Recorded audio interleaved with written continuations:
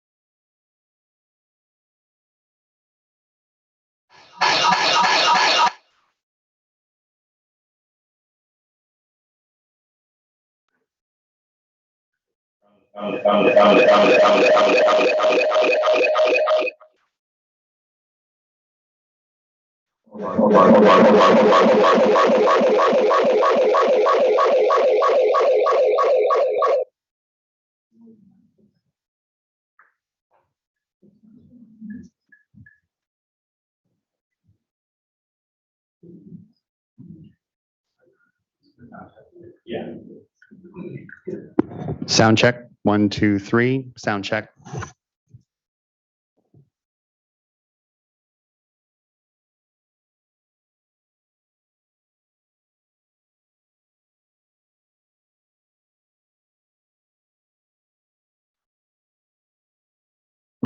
All right, everyone. Good morning. Thank you for the patience. As someone who used to run servers and an IT director, I know how sensitive our systems can all be as they're kind of layered together. So I appreciate everyone's patience this morning as we work through our technical issues here.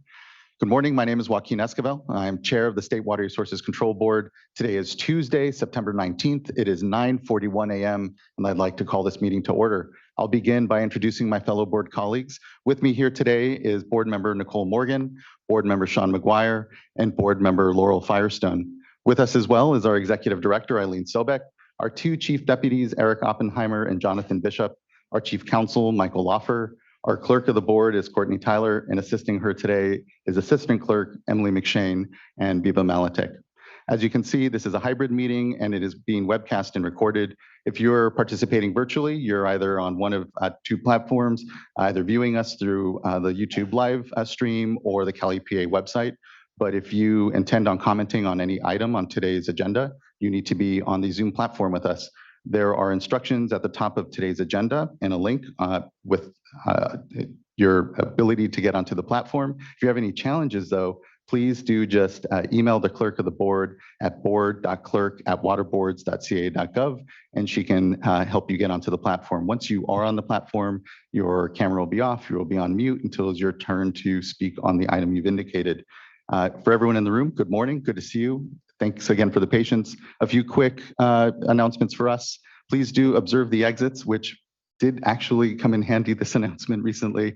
If there happens to be an emergency, we will calmly file out of the building to Cesar Chavez Plaza and await further instruction. If you have an intent to comment on today's item or any of the items on the agenda, there are instructions on how to do so. Also at the top of the agenda, there should be a tablet or a QR code here in the back to sign up. And if you're having any challenges, please do just go to the clerk of the board and we can make sure you are in line to speak. Once you are up at the microphone, please introduce yourself and any affiliation, and do appreciate everyone's time this morning. With that, we can move on to what this morning we will be starting off with, which is a presentation of Superior Accomplishment Awards. Then we will be moving on to public forum. I'd like to invite up Ms. Mogus. Oh, thank you. Good morning, Chair Esquivel and members of the board. This is one of my favorite things. No, this is my favorite thing to do. I'm Karen Mogus, Deputy Director, Division of Water Quality here at the State Water Board, and I'm pleased to be here today to present a Superior Accomplishment Award to Caitlin Gray, an environmental scientist in the Sustainable Water Plans and Policy section in the Division of Water Quality. Caitlin is joining us by Zoom. You can see she's very small at the top. My head's bigger than hers. We should make her bigger. Anyway, Caitlin is one of two. There she is. Excellent. All right. Caitlin is one of two staff who support the Santa Monica Bay Restoration Commission, which serves as the management conference for the Santa Monica Bay National Estuary Program. The commission is a non-regulatory, locally based state entity established by the California legislature in 2002 to monitor, assess, coordinate, and advise the activities of state programs and oversee funding that affects the beneficial uses, restoration, and enhancement of Santa Monica Bay and its watersheds. Caitlin prepares for and facilitates monthly public meetings and workshops for a 38 member governing board. So there's only 5 of you guys. You're easy compared to what Caitlin has to deal with. A 9-member executive committee, one of whom is John Bishop, so you can imagine how difficult that must be, and a technical advisory committee. She manages commission member elections and appointments. She develops documents and reports to the Santa Monica Bay National Estuary Program, including a comprehensive monitoring program, a comprehensive conservation and management plan, the annual work plan and budget, the annual report, and the program review. Caitlin also develops and manages grants funded by Proposition 50 to implement priority actions in the comprehensive conservation and management plan, as well as a long list of other activities to coordinate with partners in the watershed and keep the program moving forward. Caitlin effectively manages a large and diverse workload, tracks and prioritizes assignments, and produces high-quality work with very tight deadlines. She's made significant program improvements that have increased efficiency as well as engagement of the commissioners. And Caitlin conducts herself with a high degree of professionalism and treats others with courtesy and respect, even during contentious meetings. In February this year, Caitlin's supervisor took a promotional opportunity, leaving Caitlin as the sole person to run the program for several months. Caitlin rose to the challenge and continued to produce high-quality work, meet deadlines, and independently solve problems. Caitlin is a huge asset to the state and is very deserving of this Superior Accomplishment Award. So please join me in congratulating Caitlin on her excellent accomplishments. Thank you, Caitlin.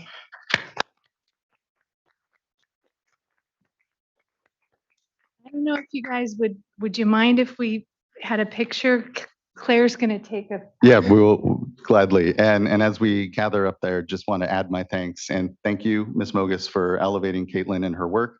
And Caitlin, I know how incredibly difficult boards can be. And so amongst all the work that you're doing, just thank you. I know the estuaries work, the connection to the biostimulatory work, and ultimately the good guidance and contributions that you're providing here are well acknowledged. Just thank you so much. And we'll take a photo with your image behind us here at the dais really quickly. Great. And while you're getting up, I'll just say, having worked with Caitlin for a number of years, it's easy to have these very small programs kind of disappear. But Caitlin has done a fabulous job of making sure that we meet all of our commitments that we have under the legislation. And I really appreciate all your work, Caitlin.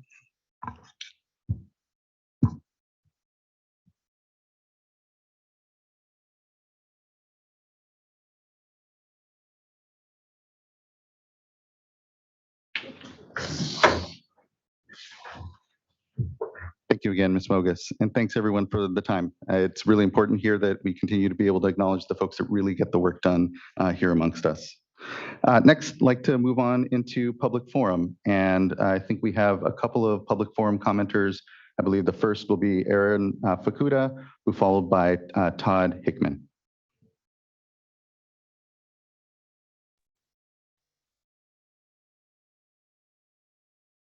Good morning, Chair Esquivel and other board members. Can you hear me? Good morning. We can. Good morning. Great. I apologize I couldn't be there in person, but as you're aware, and I'm about ready to speak, I leave this meeting on to another, and I think I get home tonight about 8 o'clock. So one of these days I'll make it over there. My name is Aaron Fukuda. I'm the interim general manager of the Mid-Kauai GSA and also the general manager of the Tulare Irrigation District. I just am here to provide a quick update on the tremendous efforts our landowners and growers and community members are undergoing to achieve groundwater sustainability. The Mid-Kauai has taken SGMA seriously since its passing in 2014. I think we were one of the first GSA formed in the state, and that action was taken simply in recognition of the significant data analysis and policy actions that were going to have to take place in order to balance the fragile nature between groundwater usage and our economy and the social stability really of our region. We struggle here. We have a lot of disadvantaged communities. We're ag-based. And so balancing those needs is not the easiest task out there. We strive daily to meet our difficult standards under SGMA, but I think we've met many of our deadlines and requirements, including the submission of our sustainability plan in 2020. Unfortunately, DWR did not pass our GSP in 2022, but we're currently working with your staff to address those deficiencies outlined by DWR. And while we understand the GSP is integral to complying with SGMA, really we believe the sustainability comes through our implementation and actions. And so I thought I'd just share some of the actions that we've been doing. And in recognition of those goals under SGMA, Mid-Cahuilla has actually accelerated our implementation of projects and management actions to address those undesirable results in the face of the recent drought.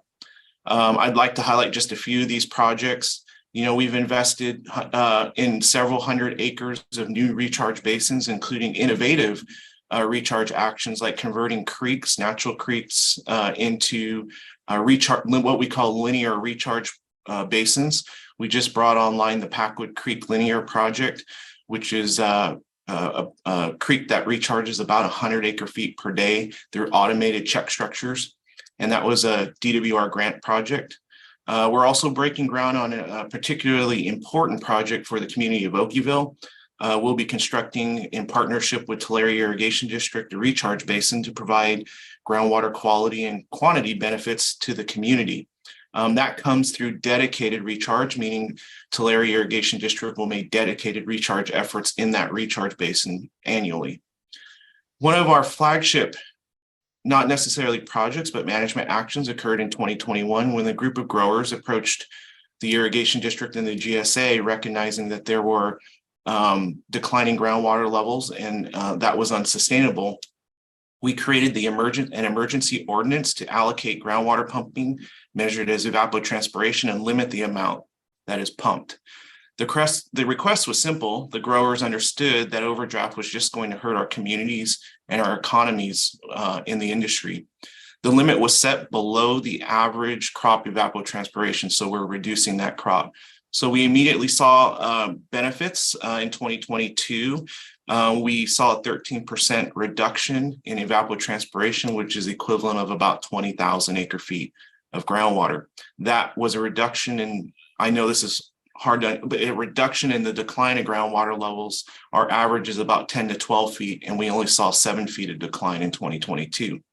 And without any intention, that same emergency ordinance this year turned into a major game changer in regards to managing our flood flows during the March to June floods. The growers in the irrigation district anecdotally commented, we weren't flooding in Tulare ID, we were recharging in TID. So we spread that water throughout our district. Our pre-SGMA winter recharge rates typically were 350 CFS, about 700 acre-feet per day. The day we opened irrigation orders in January, we went directly to 750 CFS, which is about 1,500 acre-feet per day. We're also working collaboratively with a water marketing strategy committee, which oversees the development of a water market. We have all sectors of groundwater participating: ag, disadvantaged community, environmental, and urban.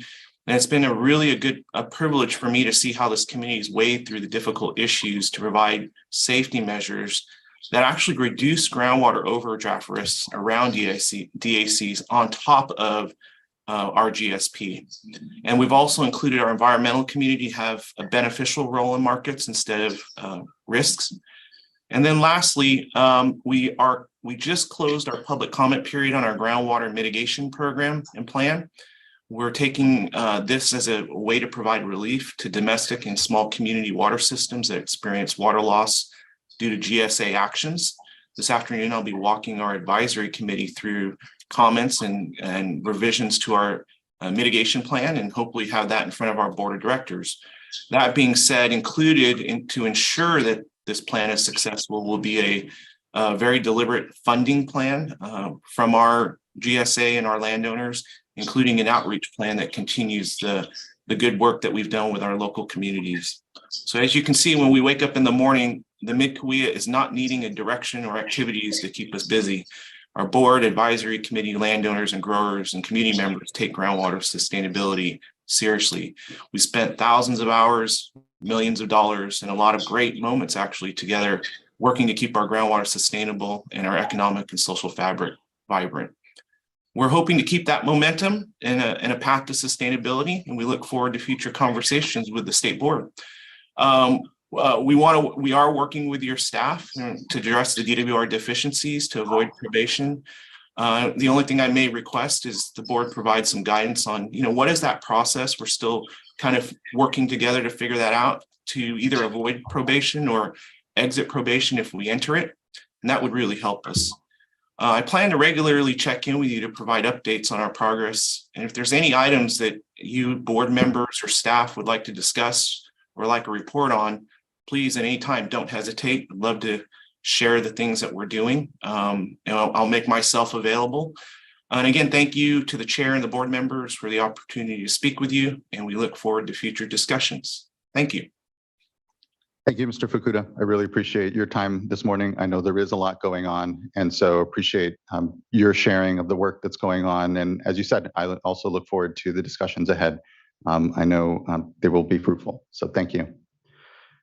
Next, I'd like to call up Todd Hickman, but I believe Mr. Hickman is not currently on the platform, but we do have Estela Villagrana with their hand up. We'll unmute you, and perhaps you're Todd Hickman, and if not, I'd like to see if you're looking for a public forum. Yes, hello. This is Todd Hickman, and today I will be speaking for myself and Estela Villagrana. She is a good friend as well as a property owner in the South Feather Water District, and she has numerous concerns, as well as myself. For her, English is a second language, so she prefers that I speak today. So again, I appreciate the well thought out nature of this board and the running of this board. I've seen nothing but bad boards at the local level, so it is very refreshing to be here at this board. So again, I am calling in today to talk about the issue between South Feather and the North Yuba Water District. It is one watershed. It needs to be combined. I know that you have a hearing coming up regarding the permits for the North Yuba Water District. They have failed to deliver beneficial use for the last 20 years. They have, since the beginning of time, they have failed to deliver beneficial use. They have been fraught with scandal, lawsuits, violations of the Brown Act. It goes on and on and on. You name it, ordinance, law, regulation. Everything is being violated. I have actually personally heard board members speak about how the State Water Board has no teeth and they're not going to do anything regarding our upcoming permits. They're just going to extend us no matter how bad we behave, and our behavior is going to go on and on for eternity. I have much more faith in the State Water Resources Control Board than that, and I believe you are the board that can take this situation and turn this around. Please, please combine the watershed into one well-managed district, or take conservatorship on the State Water Resources Control Board part and stop the waste, fraud, and abuse at the North Yuba Water District. They have failed in everything they've done, every engineering project. They just had a general manager leave, and they gave him a payout of over $500,000. That wasn't him suing for some kind of procedure or violation or something against him. That payout was written into his contract. And I would like to remind everybody that this is public service and this is not how it works. We have general managers in that district and board members acting like they're CEOs, like they're actually basically this is coming out of their own pocket, that they're running this agency, like that. And again, that's not the case. These are public agencies. Special districts are particularly dangerous because all the oversight falls with the board. And as we know, in these small water districts, the boards have numerous issues with experience, corruption, all of this type stuff. So again, out of the North Yuba Water District, I've seen nothing but scandal and corruption and apparent violation of law, regulation, and ordinance. So I urge the State Water Board to take this issue into control, dissolve the North Yuba Water District, and either combine it with the watershed, which would be the South Feather Water and Power Agency, or take conservatorship and run it correctly. So again, thank you for your time today. And I particularly respect and applaud the well-run nature of this board and the inclusion and allowing everybody to speak. Thank you. Thank you, Mr. Hickman. Appreciate your time this morning and your concerns here before the board. I don't know if Mr. Lawfer, you wanted to add anything? I was just going to say, Chair Escabel, for the benefit of the board members, you recall Mr. Hickman spoke at the September 6th board meeting. There were some things we were looking at internally within the Division of Water Rights and the Office of Chief Counsel, and we do intend to follow up with Mr. Hickman. Thank you for that. Much appreciated. That concludes public forum. Again, an opportunity for anyone to address the board on an item not pending before the board. Oh, you do? Apologize.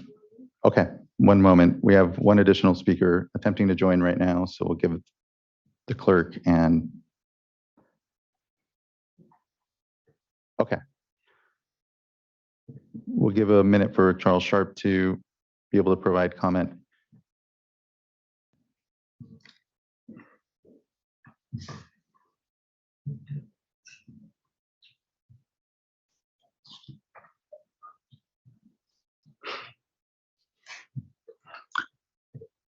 And perhaps as we're waiting, I'll move into board business and hopefully Mr. Sharp is able to get to us here before we're done with the contested items and move into a significant item. Let's go ahead and put a pause on public forum and go to the first item on board business, which is board consideration of adoption of the September 6th and 7th board meeting minutes.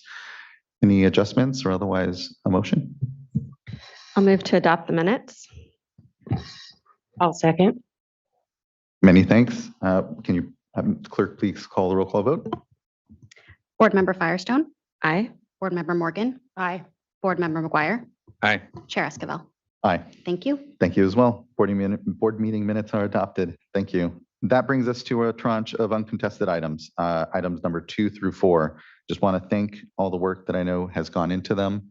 The fact that they're uncontested speaks to how well they've been engaged on. Looking to board colleagues if there are any adjustments or comments, and then otherwise entertain a motion. I'll move to adopt items 2, 3, and 4. I'll second. Thank you. Ms. Tyler, can you please call a roll call vote? Board Member Morgan. Aye. Board Member Firestone. Aye. Board Member McGuire. Aye. Chair Esquivel. Aye. Thank you. Thank you as well. Is Mr. Sharp able to join yet onto the platform? Okay. Let's continue on to then our informational item on current hydrologic conditions and response.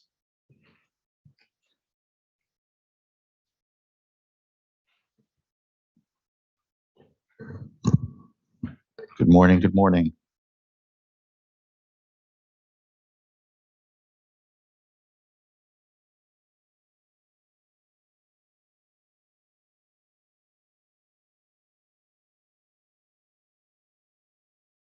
Good morning, Chair Esquivel and members of the board. I'm Erin Ragazzi with the Division of Water Rights. Next. I think we have the wrong slide up. Yeah, this is not. I'm not prepared to talk about this topic.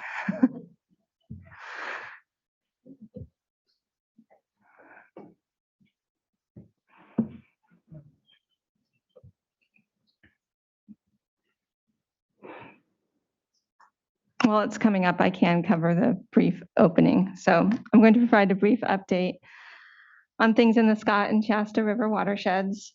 Specifically, I'm going to touch on the current hydrologic conditions and the 2 watersheds engagement efforts, as well as a comment we received from CDFW on September 1st and a review of the emergency regulation process. Then I'm going to turn it over to Matt McCarthy in the Division of Water Rights to talk about the Cardoza 1707. And then wrap up with some information on how folks can stay engaged with us moving forward. Okay, so next slide, please. And then next slide, please. Okay, so flows in the Scott River watershed as measured at the Fort Jones gauge yesterday were 38.3 CFS. This is above the emergency flow requirement for September of 33 CFS. And it's better than flows have been in September in the past couple of years in the Scott River watershed due to improved hydrologic conditions. Flows as of yesterday in the Shasta River watershed were 62.9 CFS at the Wairika gauge. This is below the emergency flow of 75 CFS. As you can see, flows increased to 75 CFS in terms of the emergency flow that's now expired on September 16th. I want to point out that storage in Dwinell Reservoir is above 9,000 acre feet. This is well above the 1,700 approximately acre feet that were in place last year. So we're in a much better position with respect to storage in the Shasta. Additionally, I wanted to take a brief moment to update on the fishery conditions in the Klamath system at this time that I received from CDFW staff. So CDFW staff have installed a video weir on the Shasta River watershed. It's pretty much right where the confluence of the Klamath and the Shasta come together. That was put in place on September 4th. As of last Tuesday, the 12th, there were 184 Chinook salmon that had entered the Salmon River watershed. Shasta River watershed. The salmon's there too, but we're talking about the Shasta and Scott today. CDFW is targeting to install a video weir in the Scott River no later than this Friday. That's the 22nd. That video weir is actually located about 18 miles upstream of the confluence with the Klamath. CDFW has indicated that they received a report from the Karuk fisheries team, and the Karuk fisheries team has noted that there are salmon inside the Scott River watershed, and that there's about 300 or 400 that they've seen based upon the photos that have been taken in that area. Next slide, please. So here's a figure that shows the current hydrologic conditions since January of this year. As is noted previously, flows are currently greater than the emergency flow in the Scott. What you'll see here is the blue line is the flow, the red line is the emergency flow, and then the bars indicate precipitation events. Next slide, please. This is the same figure for the Scott River watershed. As you can see, flows have gone below and above the emergency flow since its expiration on August 1st, and currently are below the flow requirement. Expired flow requirement, I should say. Next slide, please. So staff continue to meet and engage with parties in the watershed through biweekly meetings with Siskiyou County, as well as part of the Region 1 subgroup meetings. We have tribal consultation requests that we are working on, and we are meeting with folks as there are requests for meetings. We've also recently held webinars on Water Rights 101 on August 3rd and a Fisheries 101 that we worked with CDFW staff to put on September 14th. Both of these webinars were recorded and will be posted on our website shortly. Coming up, we have a staff workshop that's going to be held on October 6th. That staff workshop is focused on talking about the state of the fisheries in the Scott and the Shasta, the emergency flows, groundwater local cooperative solutions, and data. That will also be recorded and transcribed and available to folks following the workshop.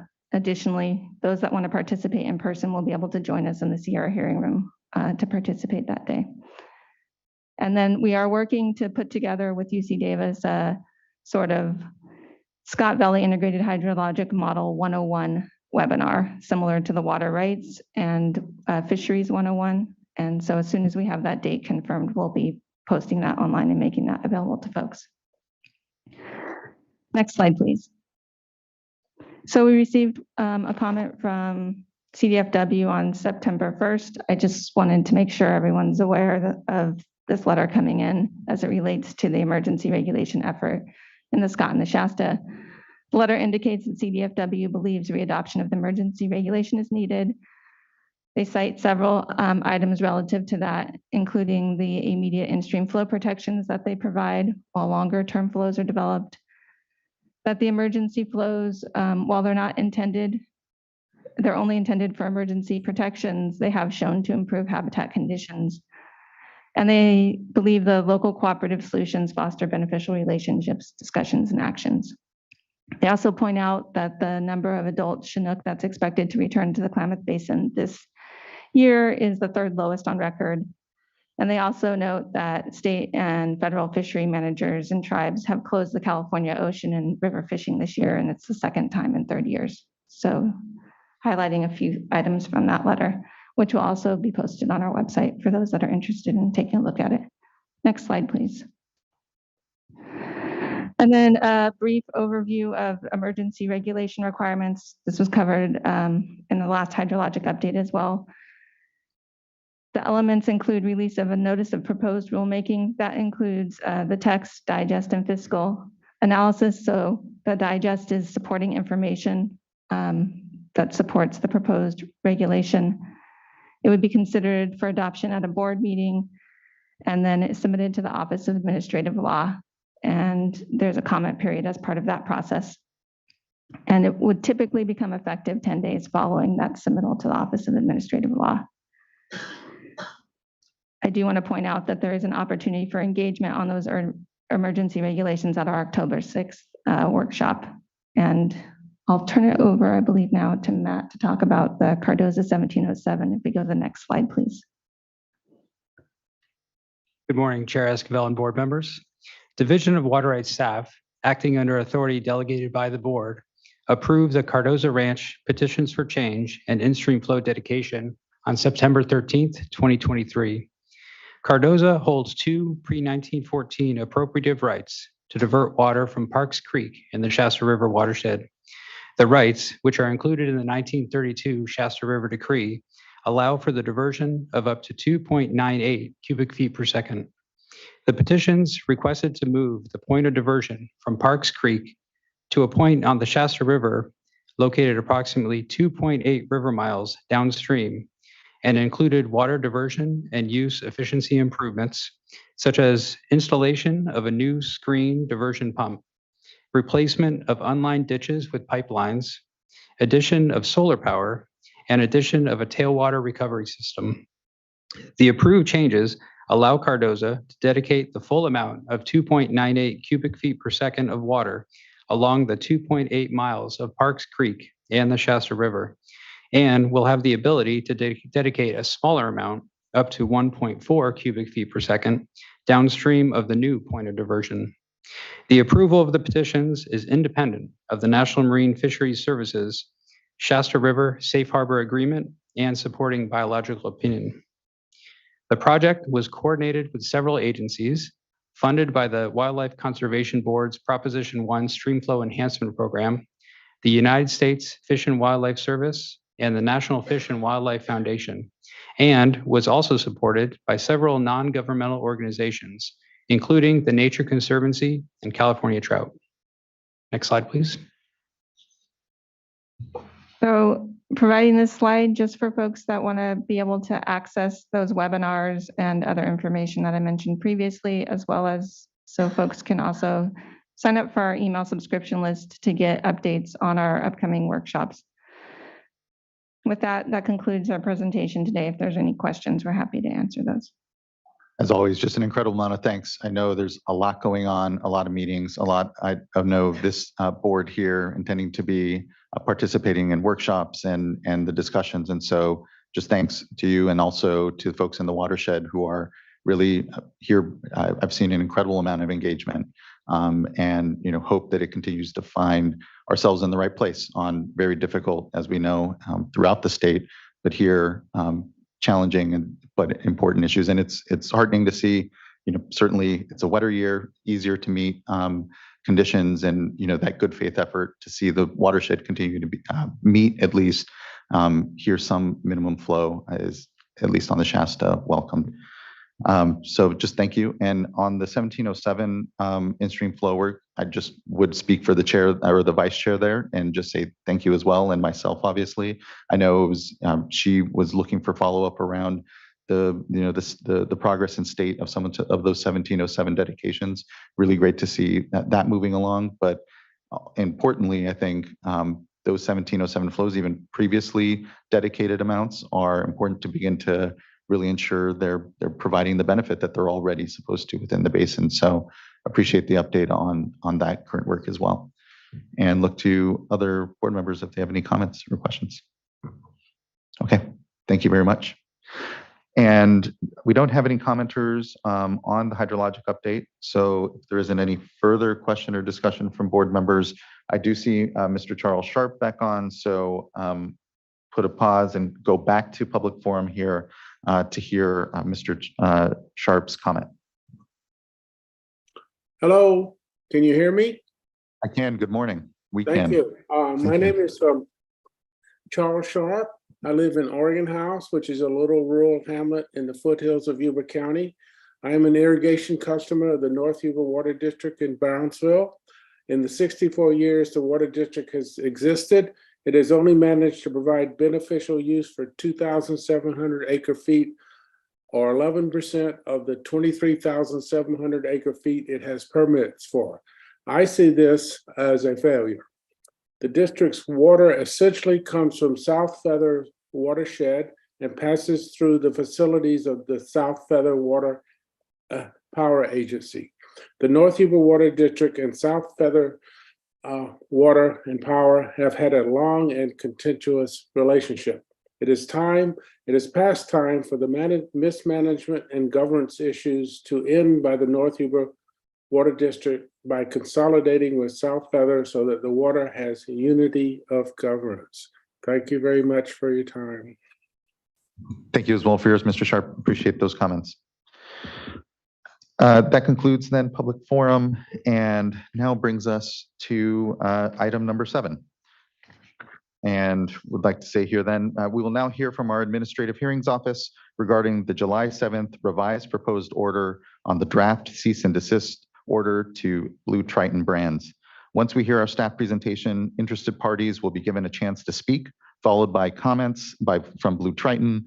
Then we will hear from public commenters. And I have a list here of folks looking to go in order. And so I know there was a request, I think, for broadly 10 minutes for everyone. I'm going to reserve at this point and just say, at 5 minutes, if we continue to hear good points from folks, I'm not going to be here hard enforcing. I think if folks have seen these board meetings, I'm sometimes maybe too giving. But so I will definitely here not just enforce a hard 5 minutes, but won't give a blanket 10 for everyone. And with that, we'll let folks settle in to begin the presentation. Thank you.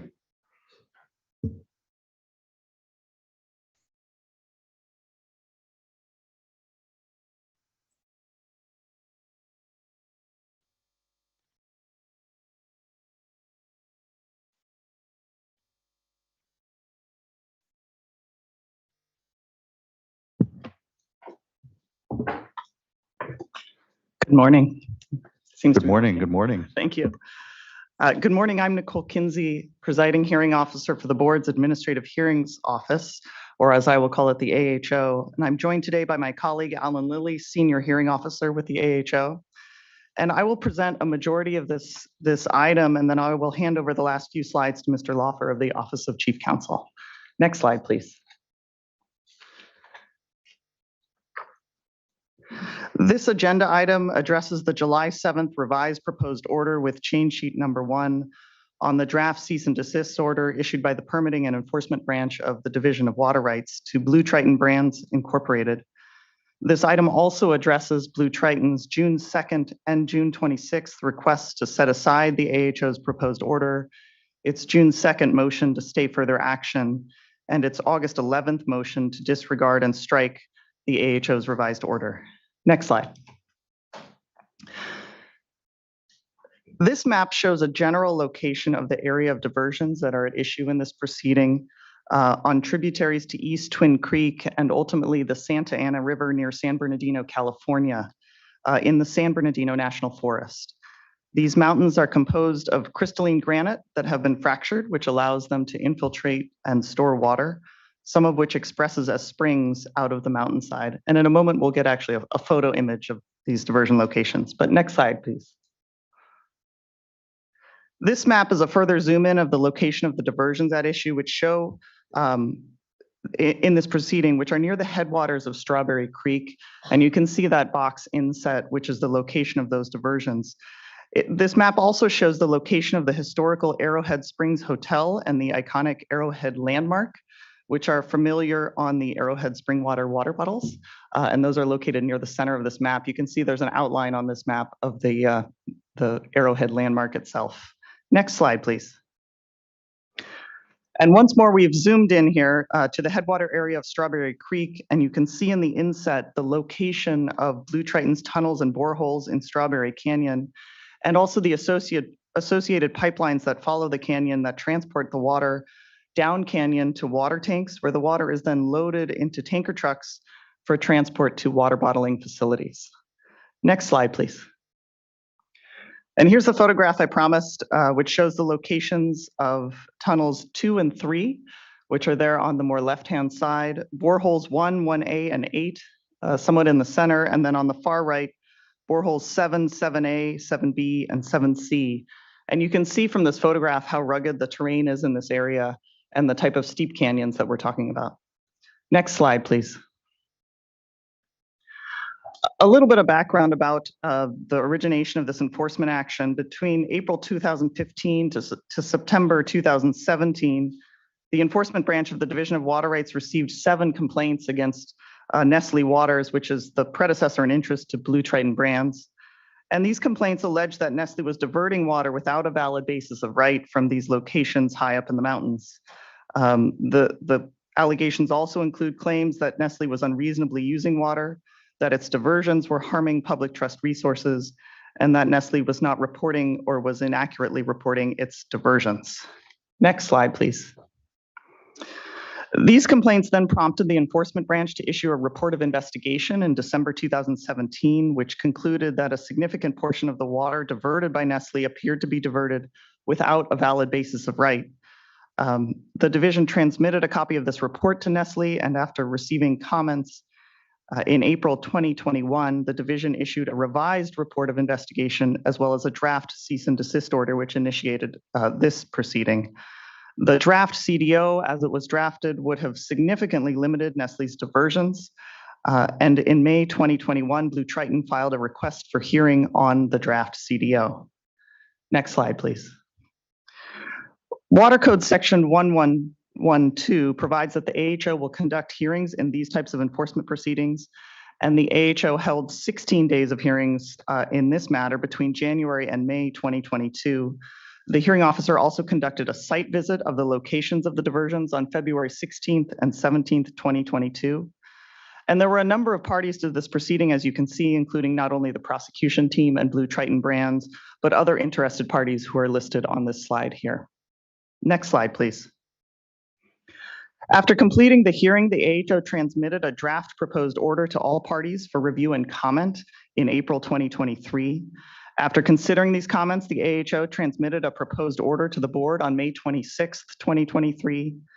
And on July 7th, in anticipation that the board would be considering the proposed order at its meeting on July 18th, the AHO circulated a change sheet that included recommended edits to the AHO's May 26th proposed order and an Appendix B that addressed the comments received on the May 26th proposed order. None of those changes materially changed the factual or legal bases for the conclusions in the proposed order, but rather addressed those comments that had been received on the order.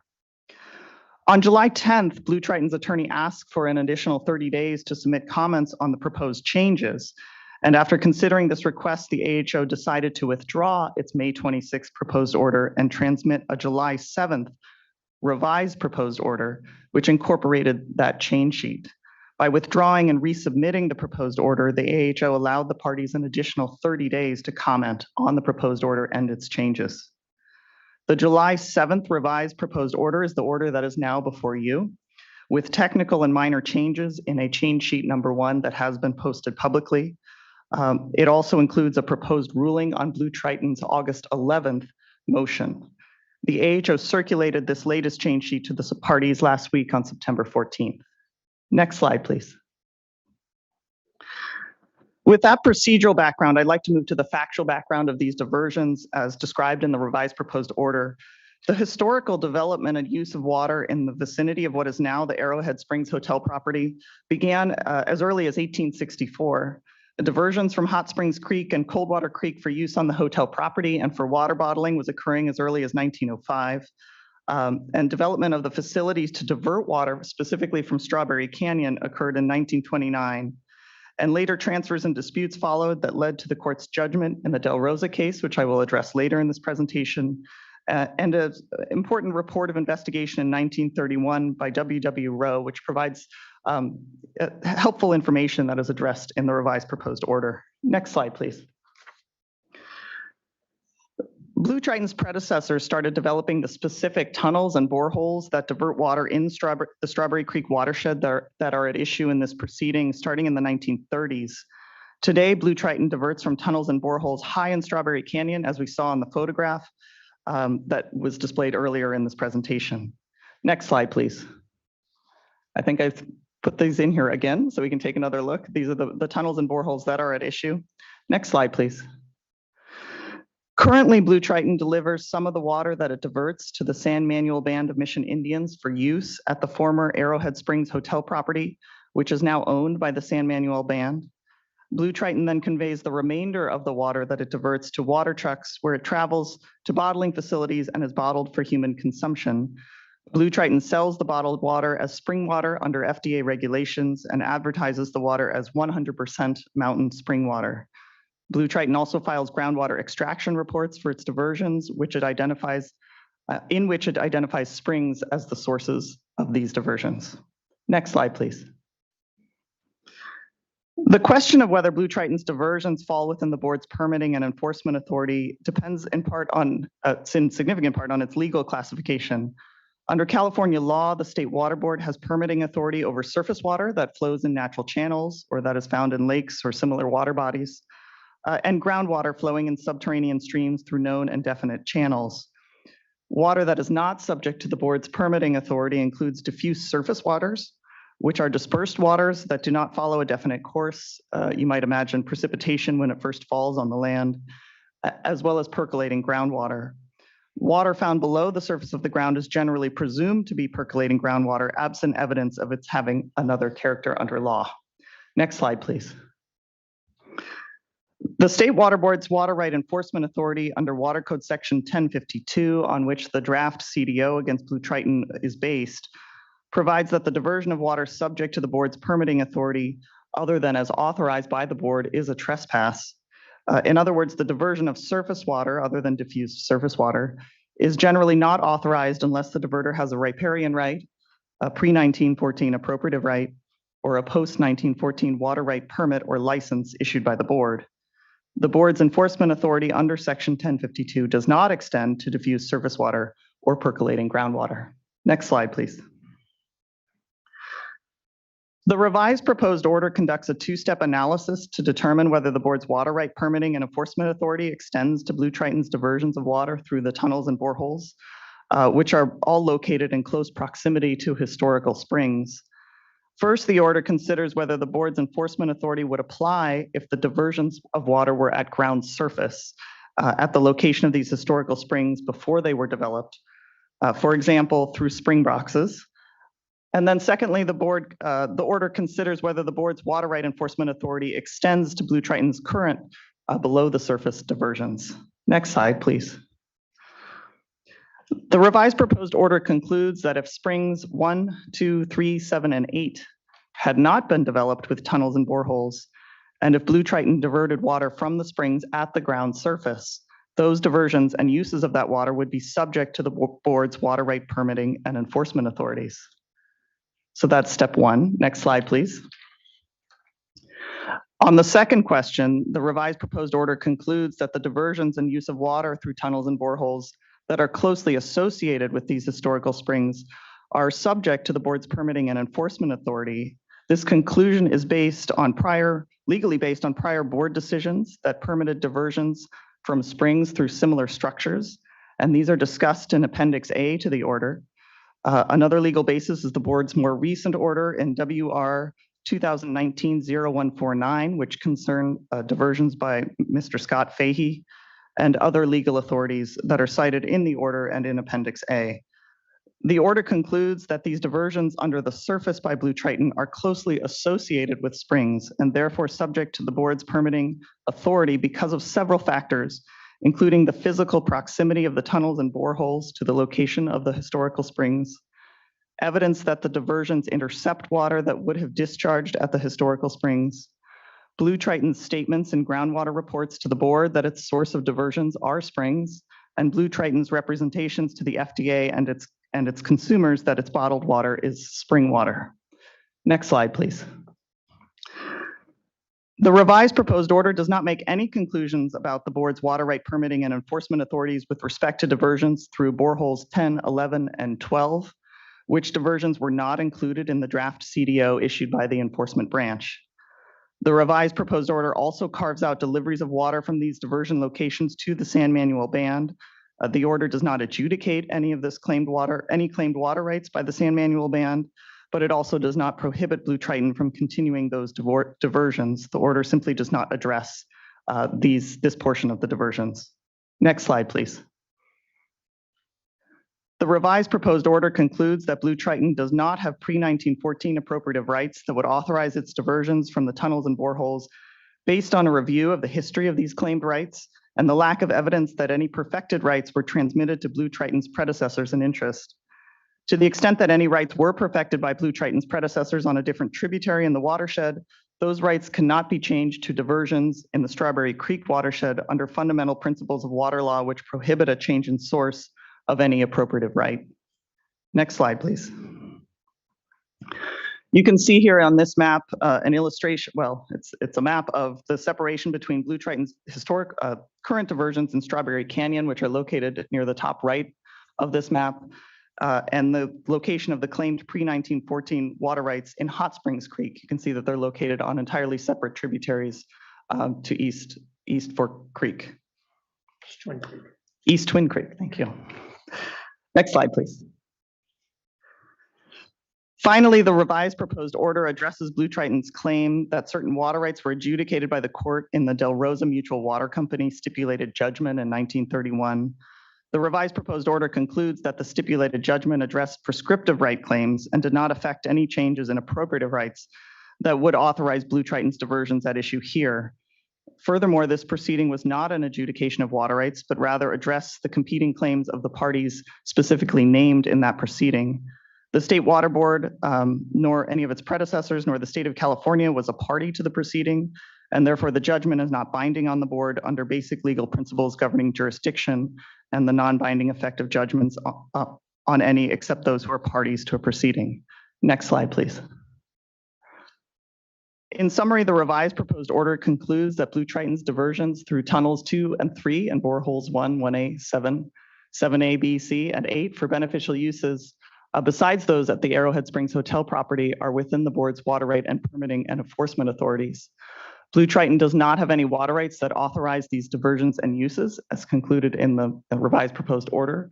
And the board should issue a cease and desist order directing Blue Triton to stop those diversions. The revised proposed order also concludes, as I mentioned, that the order should not address Blue Triton's diversions through boreholes 10, 11, and 12 because these diversions were not included in the prosecution team's draft cease and desist order. Next slide, please.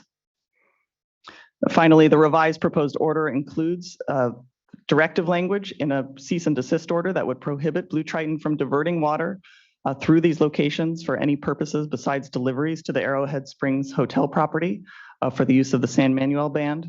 And the revised proposed order includes measurement and record keeping and reporting requirements for any continued diversions. Next slide, please. If adopted, the revised proposed order would allow Blue Triton to file a new application for a water right permit through its diversion points at times when there's no hydraulic continuity between Strawberry Creek and the Santa Ana River, because the Santa Ana River is a fully appropriated stream system. Blue Triton could also file for a water right permit for these diversions to the extent that they are diversions of developed water that would not otherwise discharge from the springs as surface water. Next slide, please. Finally, I wanted to note that the revised proposed order includes Appendix A, which, as I mentioned, is a summary of decisions by the board and its predecessors involving the board's water right permitting authority over water associated with springs and diversions through tunnels. Appendix B responds to Blue Triton's motion to set aside the May 26 proposed order and motion to stay further action, and also responds to comments on the May 26 proposed order. Finally, the revised proposed order includes attached figures and tables that are referenced in the order. Next slide, please.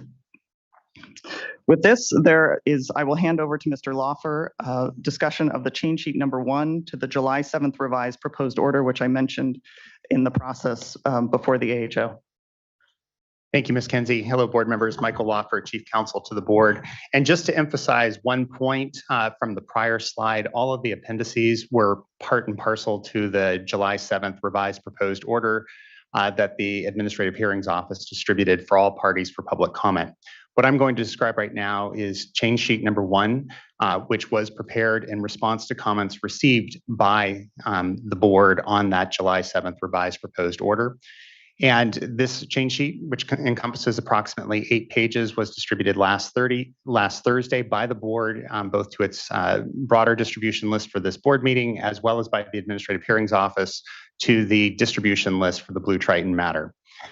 The majority of the changes laid out in the 8-page change sheet truly are clerical in nature and provide editorial context and do not in any way constitute substantive changes, either legal or factual, to the revised proposed order. There are 3 areas, though, where there is narrative text that has been proposed in the change sheet by the Office of Chief Counsel for inclusion in the board's final action. The first is a narrative addition that comes on page 2 of the change sheet, which simply provides a procedural history since the revised proposed order was withdrawn and reissued on July 7th by the Administrative Hearings Office. It notes the posture, the objections, and much of the information that you heard from Ms. Kenzie in her presentation today. Again, as with the clerical errors, there's nothing that changes either legally or factually the material in any material way, the provisions of the order that were proposed by the Administrative Hearings Office. The second narrative addition is on pages 3 to 5 of the change sheet, and this is the most substantive of those changes. Again, though, it is not substantive in terms of changing any of the legal or factual issues in the revised proposed order. Instead, the board, through this change sheet, what the Office of Chief Counsel is proposing is that the board, in a written format, address the most recent motion filed by Blue Triton Brands. That particular language identifies the nature of the motion, which includes both ex parte grounds and the theory from Blue Triton Brands that the board's presiding Administrative Hearings Office cannot withdraw and then resubmit an order for the board's consideration, and concludes that the motion should be denied. That motion, Blue Triton, as with any other parties, neither the board's administrative procedures nor the California Administrative Procedure Act require a written ruling on these motions, and they're not part and parcel to the board's order consideration today. Instead, we have decided to incorporate it simply so the record is clear and the board could easily have ruled on that motion in the form of a oral ruling from the dais today. And I will note that the agenda item for this particular Blue Triton Brands proposed cease and desist order did specifically note that the board would be resolving those motions today. The third narrative addition is on page 6, and this addresses the concerns raised by a number of commenters about the potential precedential effect of this proposed order. In particular, there were a number of parties, including Blue Triton Brands, who had indicated concern that it would have sweeping ramifications for percolating groundwater and diffuse surface flows. And in the addition that starts on page 6 of the change sheet, which again does not in any way substantively change the legal or factual conclusions in the proposed order from the Administrative Hearings Office, the change sheet encapsulates the key factors that were driving the Administrative Hearing Office's proposed decision and to conclude that these particular springs are subject to the board's permitting and licensing authority, and that they therefore are subject to a cease and desist order to be issued by the board. And so essentially what that new paragraph that you see on page 6 of the change sheet would do is provide a nice, coherent, single location for folks who are looking to understand the precedential effect of this decision and the key factors that drove a determination that these specific facilities were subject to the board's permitting and licensing authority. And just to summarize, you've heard those before, they're in the change sheet, and you just heard them again from Ms. Kenzie, but one is the physical proximity of the tunnels and boreholes to the location of the springs. 2 is evidence that the tunnels and boreholes intercept water that was historically discharged at the springs. And 3, Blue Triton statements and groundwater reports to the FDA and to consumers that its bottled water is sourced from springs and is spring water. And with that, next slide, please. The Office of Chief Counsel would recommend that the board, after consideration of comments today, and obviously the board has flexibility to address the comments that it hears, and you'll be able to hear from either myself or the Administrative Hearings Office. But at this point in time, the recommendation of the Office of Chief Counsel to the board is to adopt the proposed order with the change sheet. Thank you, Mr. Loffer. And thank you, Ms. Kenzie and Mr. Lilly, for what is an incredibly thorough job on not uncomplex issues. And just thank the complete work here. The reality is this board is very busy. And when I think of the resource that the AHO is, the amount of work that is going through the office, it's just appreciated, and appreciate everyone's engagement on this item. I don't have anything further to add at this point. Look forward to hearing from others as part of the work here. Okay. Then let's move on to what will be, I believe, the prosecution, if they're going to team, if they're going to be able to present anything first. Thank you.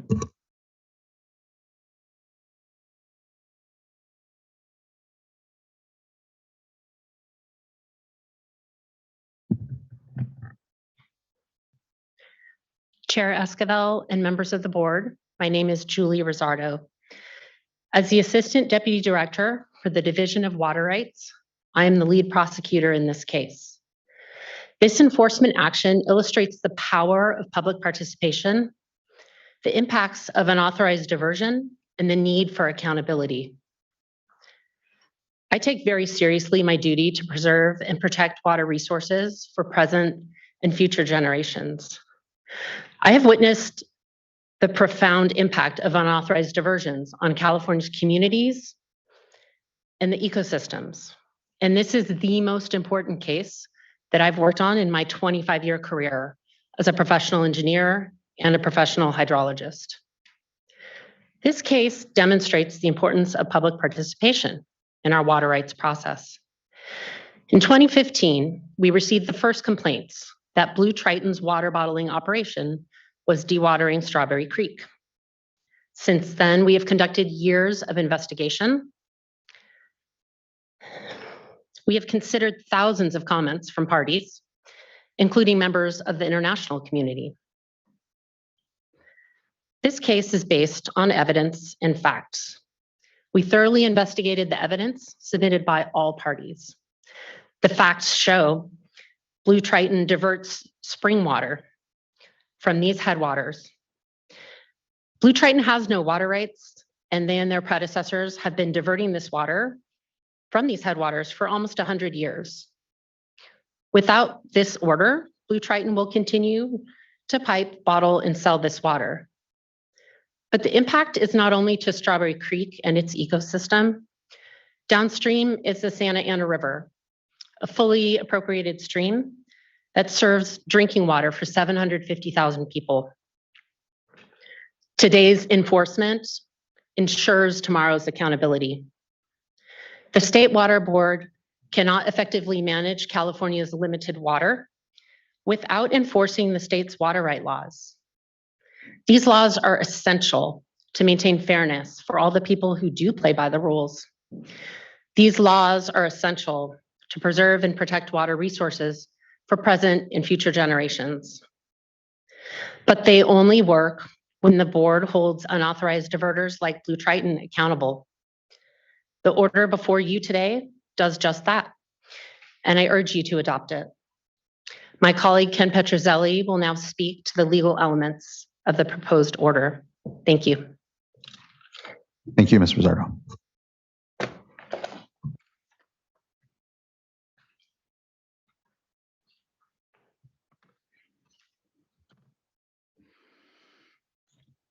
Good morning. My name is Ken Petrozelli. I am with the Office of Enforcement and represent the prosecution team. I have been the lead attorney in this matter since early in the investigation. This is about springs. It has always been about springs, as much as Blue Triton has tried to make it otherwise, relying on case law and precedents that have nothing to do with springs, and incredulously obfuscating about whether springs were historically present before development, whether they take water from springs, or even what a spring is, all while telling us that the water they divert at these locations and then sell as natural spring water. Springs are the headwaters of streams and often gaining reaches of streams. The last thing we want is for someone diverting water from a spring to evade the state's water right rules by using a tunnel, borehole, or similar method to intercept water that otherwise would have discharged from the spring into a stream. Overwhelming evidence, including evidence of pre-development conditions, shows that Blue Triton's points of diversion are developed natural springs tributary to Strawberry Creek, and that Blue Triton diverts water that would have naturally discharged to the creek. Diversions clearly subject to the board's permitting authority.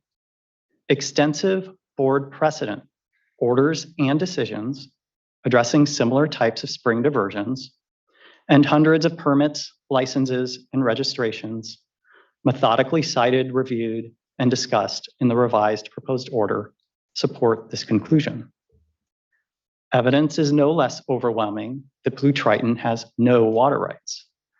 They appropriated water from Strawberry Creek no sooner than 1929, long after 1914, when permits became a requirement to appropriate water. For water rights, they have nothing. We recommend you adopt the revised proposed order. We support the changes in change sheet number 1. We are here for questions, including any the AHO may wish to defer to us. Thank you. Thank you. I appreciate the responsiveness here of the prosecution team. Next, we can move to interested parties. I'd first like to call up Amanda Fry, who will be followed by Lisa Belenke.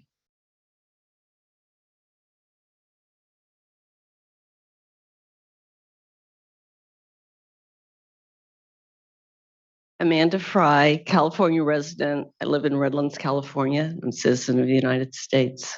Next slide, please. The Strawberry Creek headwater springs set high up in the San Bernardino National Forest. And according to the National Forest Foundation, California's national forests supply 65% of the state's water. These high mountain forests are extremely important in capturing precipitation. Next slide, please. In fact, the San Bernardino National Forest was founded February 25th, 1893 for the primary purpose, not only to protect timber supply, but to protect the watershed. And Supreme Court has already ruled multiple times that water was reserved for the forest for the primary purpose of the forest. And forest property is not subject to prescriptive rights. Next slide, please.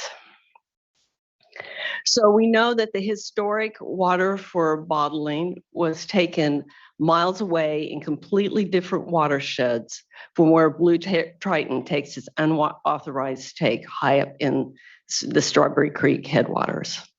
Next slide, please. The first water for bottling was taken on the private lands of the Arrowhead Springs property from Coldwater Canyon and later moved over to Waterman Canyon. It was in 1930 when Blue Triton's predecessor, California Consolidated Water, encroached into the San Bernardino National Forest and started taking water from the Strawberry Creek headwaters. Next slide, please. Deeds, records, documents tell the story.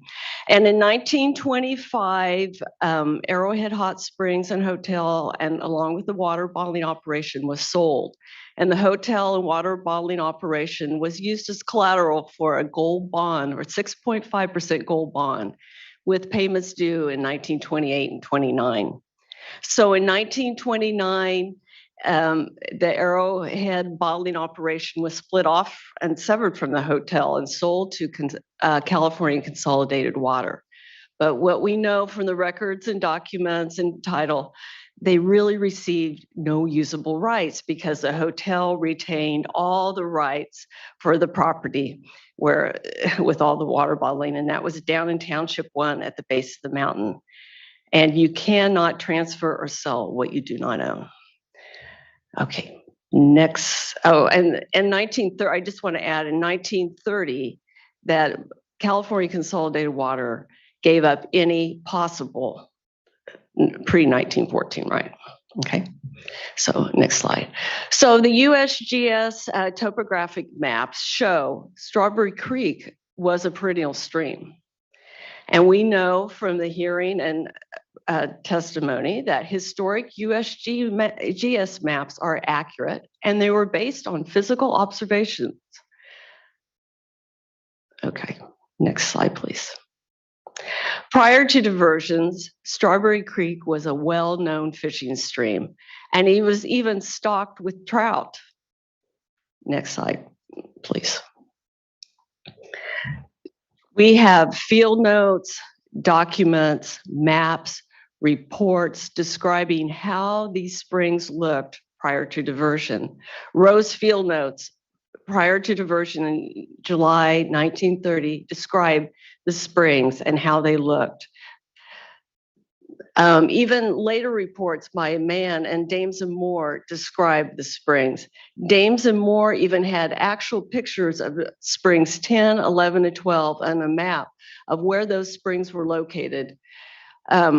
And during the hearing, Blue Triton's consultant admitted that he didn't even bother to use that map of 10, 11, 12, or any, and even try to locate these springs. And instead, they used some unassociated spring when you read the fine detail in an attempt, it looks like, to mislead investigators and other agencies. Next slide, please. Since 1930, Blue Triton and their predecessors have diverted, blocked, and destroyed the natural springs that once fed the perennial flowing Strawberry Creek. Slowly and silently, they took more and more water, one spring at a time, depriving that water to the forest, Strawberry Creek. Can I continue, please? Thank you. The people, the Bunker Hill Basin Recharge, and the Santa Ana River watershed, leaving a diminished fauna and flora in its wake. Next slide, please. Now there's only a few undiverted natural springs that actually feed these Strawberry Creek headwaters. And when you see it, the water just flows maybe 20 feet.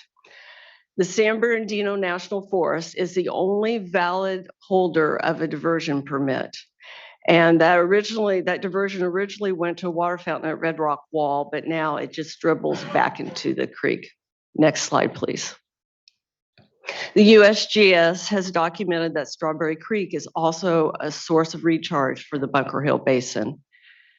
And as we heard before, Strawberry Creek is tributary to the Santa Ana River, and the Santa Ana River watershed is fully appropriated with Water Order 9808.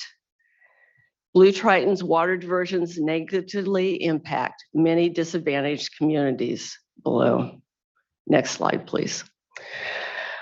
When you hike, you can see Blue Triton's pipeline carrying and gushing with water as it runs along a dry Strawberry Creek bed. Strawberry Creek can no longer support fish because fish need water to survive. So they've essentially inserted like a straw into each spring and divert it down the mountain to their trucks to take it away. Next slide, please. So you see, like spring 1, there's a spring box. Spring 2, 3 tunnels and vaults that in place of the natural springs. 2, 3, 7 produce rivulets that flowed down into Strawberry Creek. Below springs 10, 11, 12, a pipeline runs overhead across the dry Strawberry Creek bed. And at the base of the mountain, you can often see Blue Triton's truck filling up the water that belongs in Strawberry Creek and taking it away to be bottled and sold for big profit. I thank you for your time. I'm happy to take any questions. I've worked on this for 9 years. Thank you so much, Mr. Well, Fry. yeah. I really appreciate your engagement and comments here. I would ask that you adopt the cease and desist order and consider further action, issuing a cease and desist order for 10, 11, 12, fines and penalties. And we would really like to see Strawberry Creek springs restored so the creek can flow again for future generations. Thank you very much. Thank you, Ms. Fry, for your contributions. Thank you. Next, I'd like to call up Lisa Belenke, who will be followed by Hai Bialecki. Good morning. Good morning. My name is Lisa Belenke. I'm a senior counsel with the Center for Biological Diversity, and the center urges you to adopt the proposed cease and desist order, which acknowledges that spring flows must be protected from unauthorized capture underground. The CDO needs to be immediately implemented and enforced to restore spring flows in Strawberry Canyon for the benefit of public trust resources as well. The center has been involved in this issue for, really at least a decade, even before these investigations began at the Water Board. And we support the CDO, and we would ask also that the board deny Blue Triton's motion.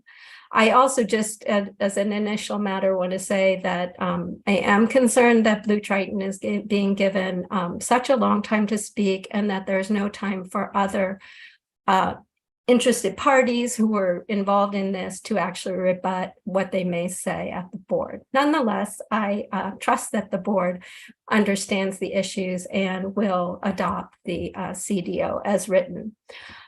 As the board's well aware, springs are vitally important to the ecosystem, whether as headwaters of streams or as gaining reaches, and both are found here.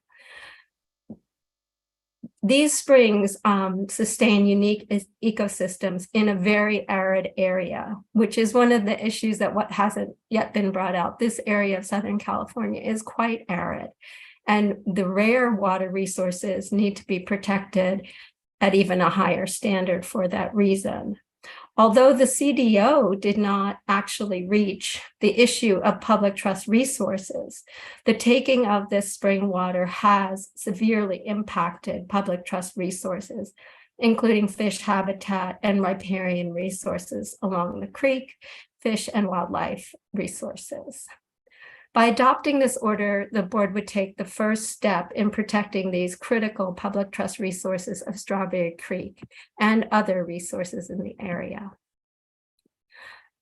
I won't take too much time because I know there are a lot of speakers, but I did want to say that the hearings were very thorough, and the center actually did support expert testimony as well from an expert hydrologist and hydrogeologist, actually. And the findings in the order are very well supported, that there are historic springs in the area and that the diversions, the boreholes and tunnels are both taking water before it can reach the surface that would normally flow as springs. There is nothing hypothetical, which is a word that BTB or Blue Triton has used. There's nothing hypothetical about these findings. It is based on science and on the evidence. The stream flows are, these spring flows are subject to board jurisdiction, which I think was also very well discussed by the AHO and the prosecution team, so I won't repeat that. But there is a significant body of law, including board decisions and court cases, that have found that springs are subject to board jurisdiction. Importantly, and I want to say this, even though I'm not exactly sure what Blue Triton will say, this is not about groundwater, and this is not about wells throughout the state. This is about spring water, and the board shouldn't get diverted, so to speak, or we shouldn't have your focus diverted by that discussion. That is not what is going on here. This is not about groundwater. The purpose and the intent of the boreholes and the tunnels and all of the diversions constructed by Blue Triton and its predecessor, Nestle, was always and still is to capture spring waters, and those spring waters feed Strawberry Creek, which was once a robust perennial stream. Those diversions were made without authorization and have resulted in significant harm to the water resources and public trust resources of the state of California. If you have any questions, I'm glad to answer them, and thank you for your time. Thank you, Ms. Belenky. I appreciate your participation within this process and contributions, and hopefully folks are feeling that everyone's getting the appropriate amount of time and relatively balanced, but I appreciate your concern there still yet. And thank you. Next, I'd like to call up Hai Bialecki, followed by Steve Lowe, and then Michael O'Haney. And at that point, before we go to Blue Triton representatives and their chunk of time, we'll go ahead and take just a 10-minute break. I want to make sure we give you folks a moment to break here within the process. So just thank you. Good morning. Morning, Chair Esquivel and esteemed members of the board. I'm Dr. Hugh Bialecki, a resident of Lake Arrowhead in the San Bernardino Mountains for over 30 years. And Lori, can you turn the light on? I'm president of the Save Our Forests Association, affectionately referred to as SOFA. SOFA is the oldest and largest 501c3 nonprofit grassroots environmental organization devoted to quality of life issues in the San Bernardino Mountains. Strawberry Canyon is located 3 miles from my home and is a favorite bike ride from home Strawberry Peak, looking south down into the canyon where the 2003 old fire burned 10,000 acres, nearly destroying our mountain's telecommunication system. The Panorama Fire in November 1980 burned 24,000 acres in the same area.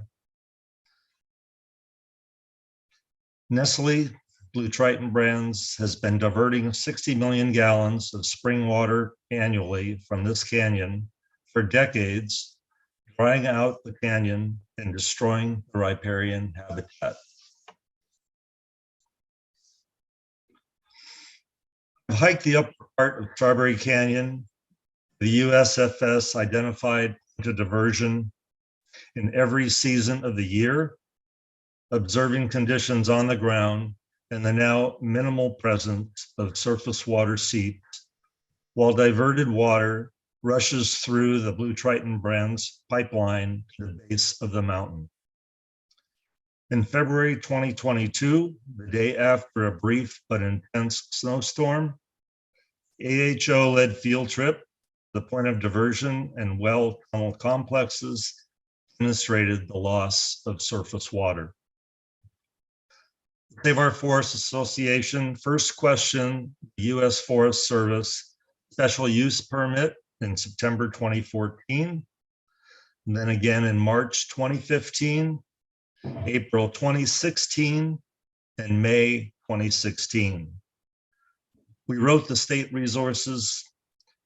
Water Resources Control Board in February 2018, where we supported the ROI regarding Nestle claimed water rights, particularly the claimed pre-1914 water rights.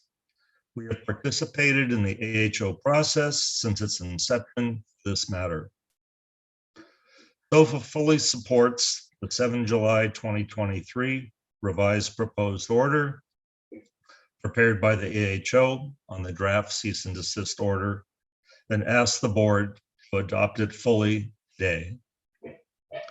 This take of spring water on national forest lands without any legal right has gone on far too long, with real consequences of habitat loss in Strawberry Canyon, of increased wildfire risk to our mountain communities, and to the severely overdrafted Bunker Hill Basin downstream, which impacts over 700,000 citizens in the San Bernardino Valley, relying on this tributary stream for part of their water supply.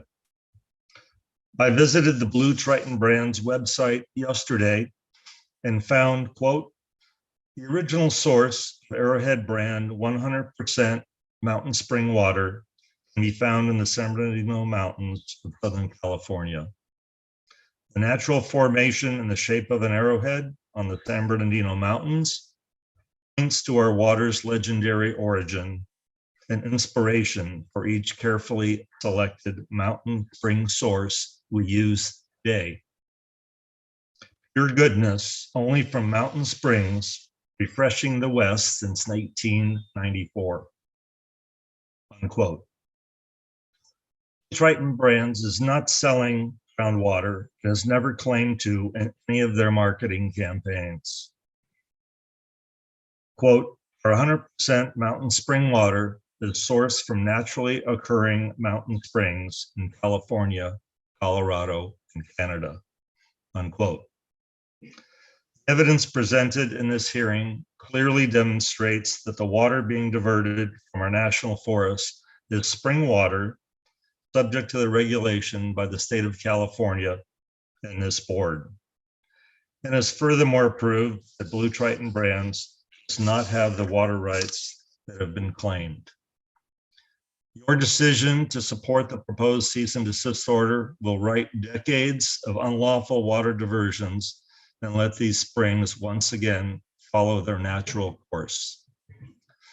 Save Our Forests Association would also ask that the board further direct staff in evaluating and preparing a cease and desist order for springs 10, 11, and 12, which share characteristics of surface water flows with the tunnels and boreholes included in the cease and desist order you are deciding today.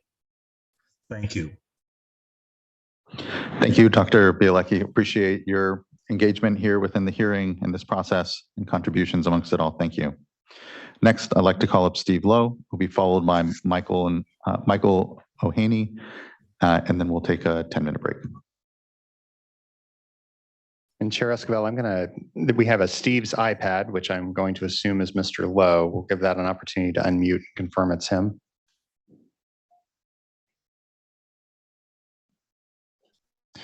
Mr. Lowe, is that you? Yes. Great. Good morning. Good morning. Okay, am I not going to be on the screen or am I already? It should invite you to come on screen. We can definitely hear you at this point, Mr. Lowe.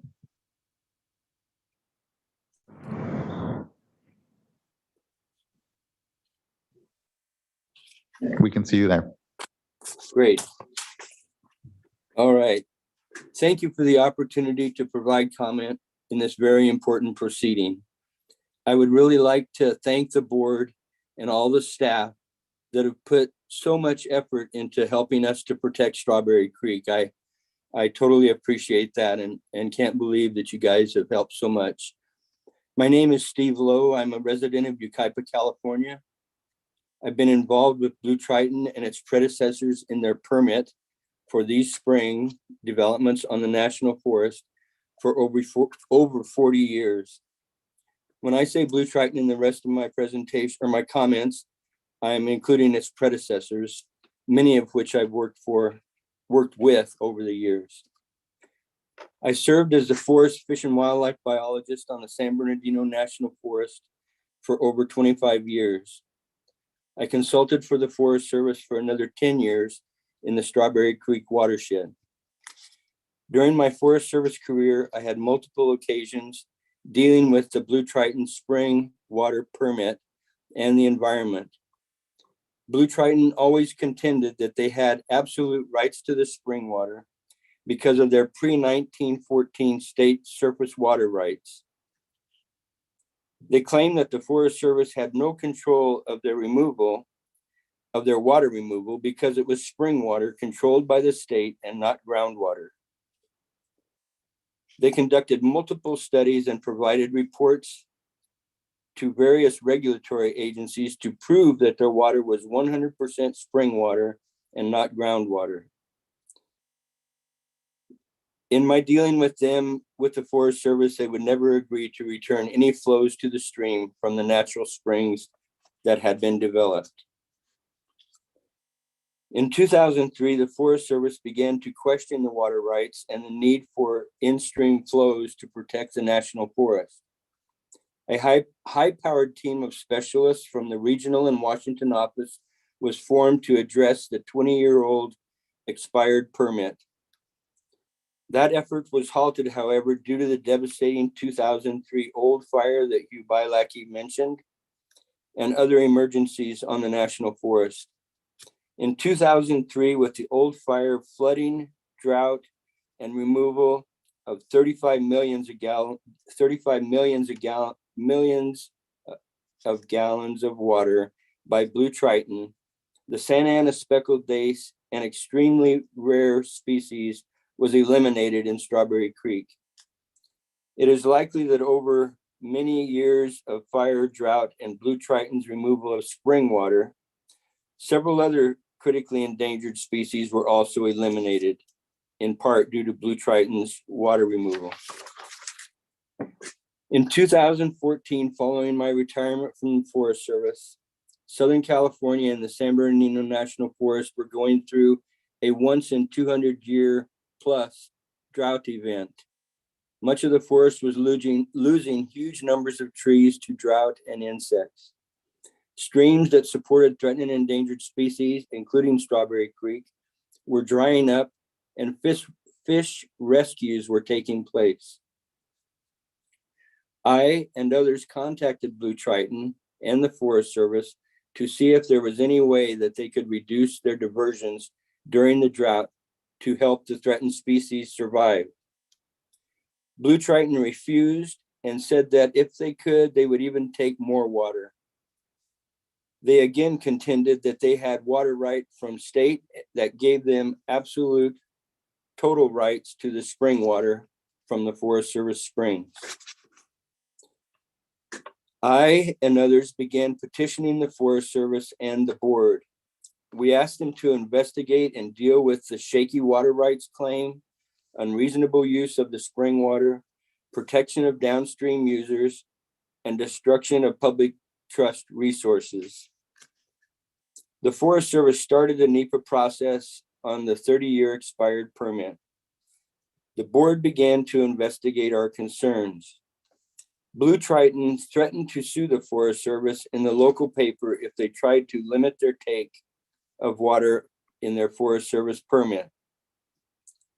Even though Blue Triton was directed by the Forest Service as a term of their permit, they refused to get a stream bed alteration agreement with the Department of Fish and Wildlife. They claimed that they didn't need one since there was no longer any surface water at the springs. I have fully participated in the Blue Triton cease and desist order hearing and provided hours and hours of testimony. I have provided countless facts, largely from Blue Triton and its predecessors' consultants, all the way back to the original spring developments. These facts are based on the detailed hydrologist engineer row field measurements, which Amanda Fry mentioned, taken in the late 20s and early 30s, and it was paid for by Blue Triton at the time of the spring developments. They also, my facts are also based on Blue Triton's consultant work done since then. Most of this work was done to prove that the spring water was from the original natural springs.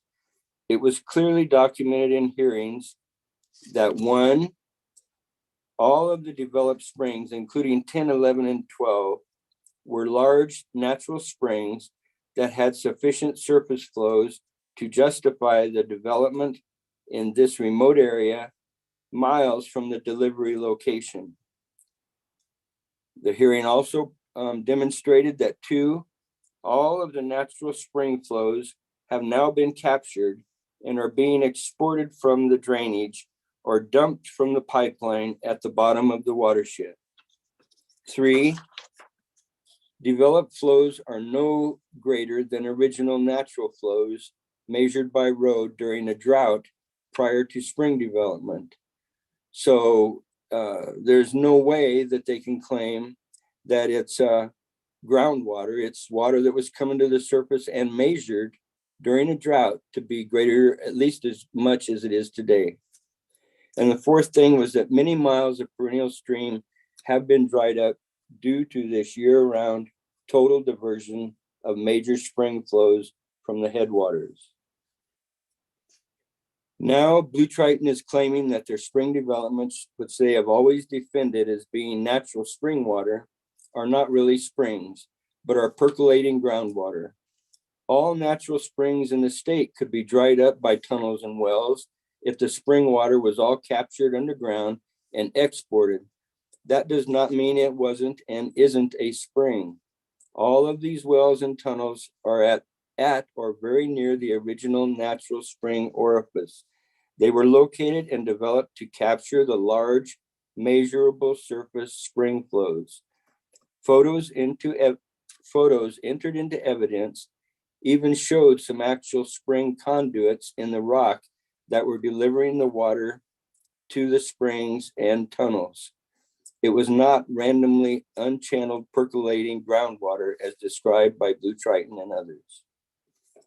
It's time to take action to protect Strawberry Creek, the National Forest, and downstream users by using this cease and desist order, issuing this cease and desist order.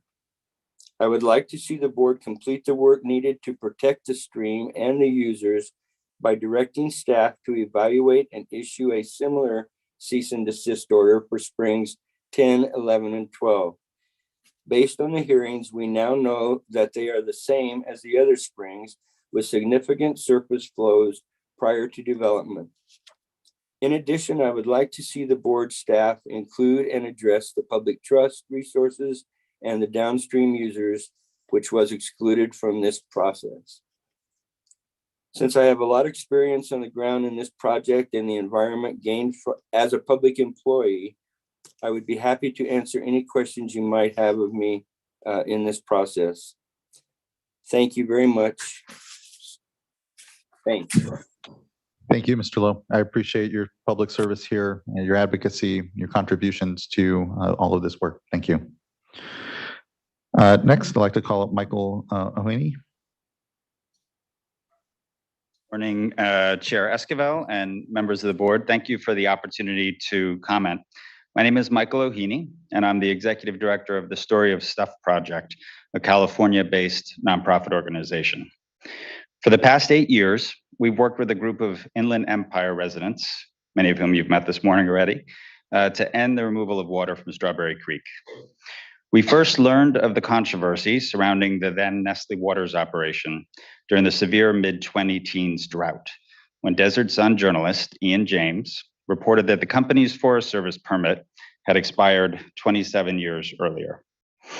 In those years, Nestle paid the Forest Service $524 a year for a permit to occupy federal lands with their tunnels, boreholes, and pipeline, collecting and removing an average of more than 200 acre-feet of water a year.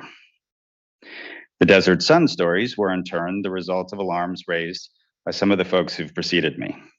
Steve Lowe, a retired Forest Service biologist, Gary Ernie, a retired forester, and Amanda Fry, a Redlands resident, and as Nestle and Blue Triton have learned, a intrepid and dogged researcher. Along with Hugh Bielecki, the president of the Save Our Forest Association, these concerned citizens met with everyone who would talk with them about Strawberry Creek. Local civic groups, elected officials, Forest Service staff, journalists from around the world, and of course, water board investigators.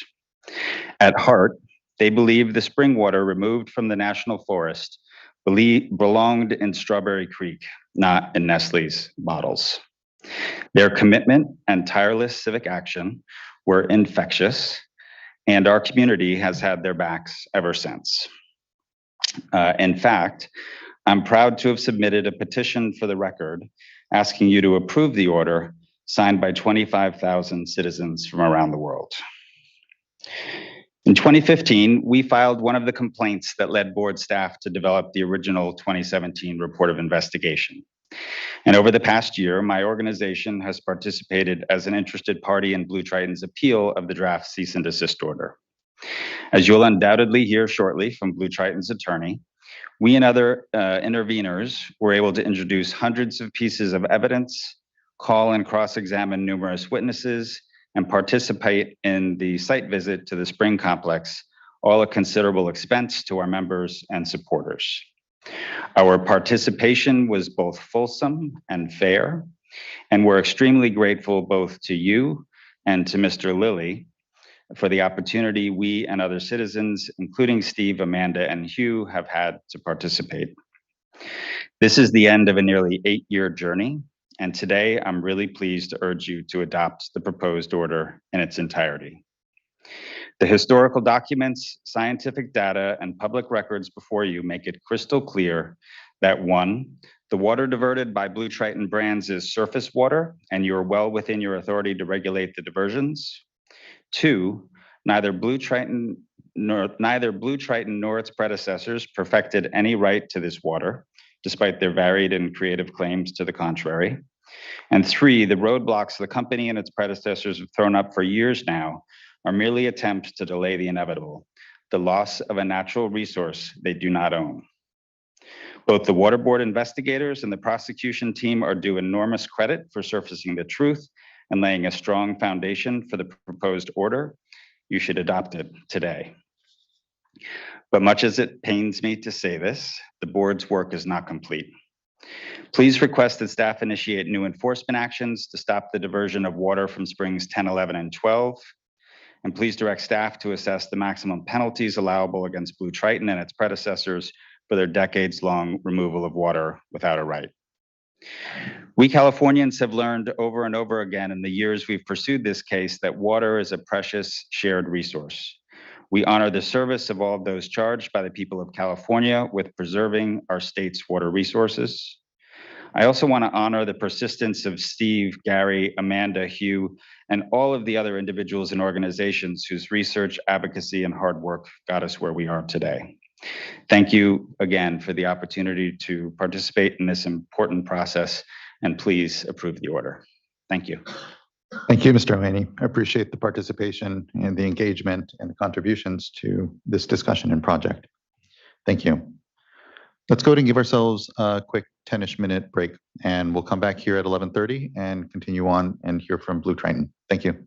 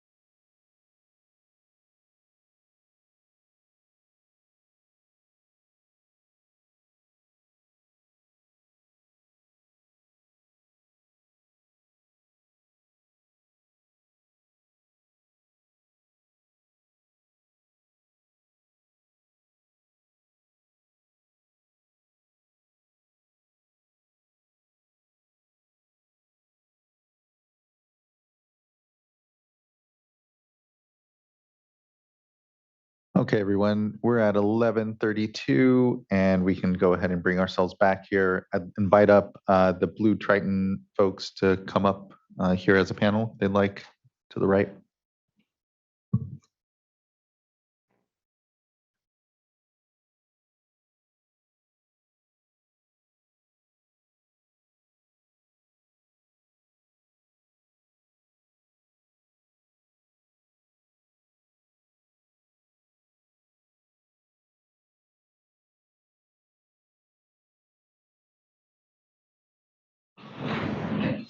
Of course, good morning. You may need to turn on the mic at the base.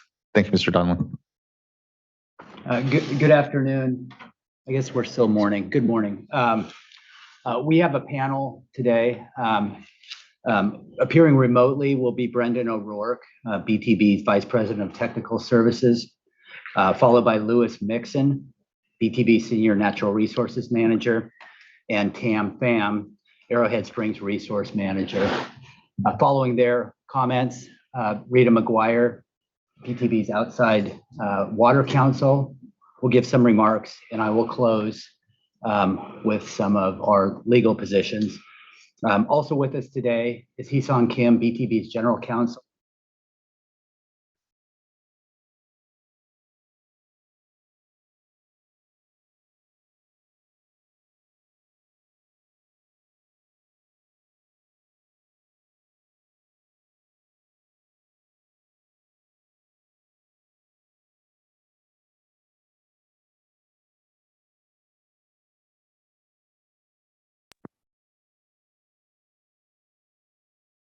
We can kind of hear, you might want to bring it closer to you. Oh, there we go. Oh, okay. It wasn't on then. Yeah. Turning it off. Do you want me to start over? Or? Yeah, if you don't mind. Okay. It wasn't picked up then likely. BTB will be appearing as a panel today. First will be Brendan O'Rourke, who's BTB's Vice President of Technical Services, followed by Lewis Mixon, who's BTB's Senior Natural Resources Manager, followed by Tam Pham, Arrowhead Springs Resource Manager, followed by Rita McGuire, my colleague to the left, who's BTB's Outside Special Water Counsel, and myself, who is also BTB's counsel. We have with us today from Stamford, Connecticut, BTB's Vice President, Hee-Sung Kim, and General Counsel, who came in to observe these proceedings. So with that, Ms. Tyler, okay, great. There he is, Brendan. Good morning. My name is Brendan O'Rourke, and I manage Blue Triton's natural resource team. Our guiding principle at Blue Triton is to manage the site for long-term sustainability. Arrowhead brand 100% mountain spring water has been sustainably sourced and bottled from springs in Strawberry Canyon in what is now the San Bernardino National Forest for more than 125 years. The site is a natural collection system, meaning that when you collect water that naturally percolates deep into the fractures and fissures from precipitation before it intersects the ground surface as spring water.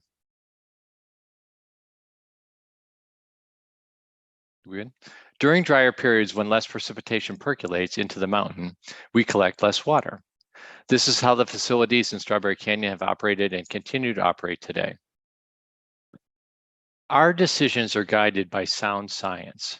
We employ science-minded individuals, engineers, geologists, biologists, and we hire independent consultants who provide guidance as well as conduct actual on-site reviews. I am proud that throughout the process of working with the State Water Resource Control Board, we have shared a number of extensive scientific studies that have been provided in full to the State Water Resource Control Board staff for their review as part of this process. To my knowledge, they are the only in-depth hydraulic, geologic, biological, and ecological studies that have been done by any party in the East Twin Creek watershed. Taking a step back from Arrowhead, let's talk about the role of bottled water. Bottled water cannot and will not replace tap water. We never expected it to. Bottled water does, however, play an important role in helping Americans stay hydrated at a time when more and more beverages are consumed away from home, on the go. Americans have a growing preference for water, mineral, sparkling, flavored, still. Since 2017, the sales of individual sized bottled water have surpassed sales of carbonated soft drinks. That's great news for the health of Californians and all Americans, as the shift to bottled water of all types removes billions of calories from the American diet. More people are turning to water to quench their thirst, which is good for their health, for the vitality of our business, and for the jobs created in the communities that we call home. We know that bottled water is essential when natural disasters strike or other emergencies surface, and recognize that as a water and beverage company, we have a role to play to help communities access water during these times. We have a long track record of providing drinking water to local municipalities and first responders when tap water may be unavailable. Arrowhead has long been a partner of Cal OES, and as an example, provided bottled water to firefighters during the campfire in Paradise, California. In addition, we donate nearly 34,000 bottles of water each month to the American Red Cross in California so that they are prepared ahead of any emergency or natural disaster. I am proud of Blue Triton's stewardship of the site, our science-based decision-making process, and the products we provide to the marketplace, and our history of helping when our communities need it. Thank you very much.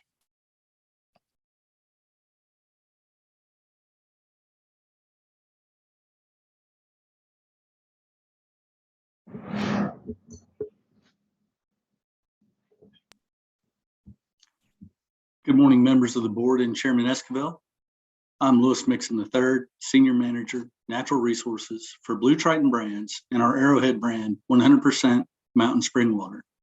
We take seriously our work with the U.S. Forest Service and many local agencies to protect the source of the Arrowhead Springs and our record of development and water use for more than 125 years.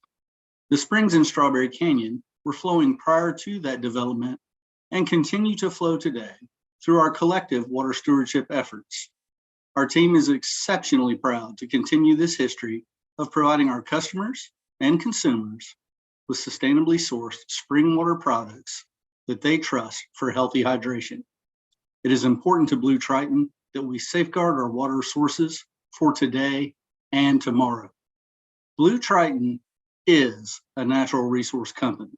We combine long-term hydrogeological, ecological, and biological studies into our adaptive site management programs.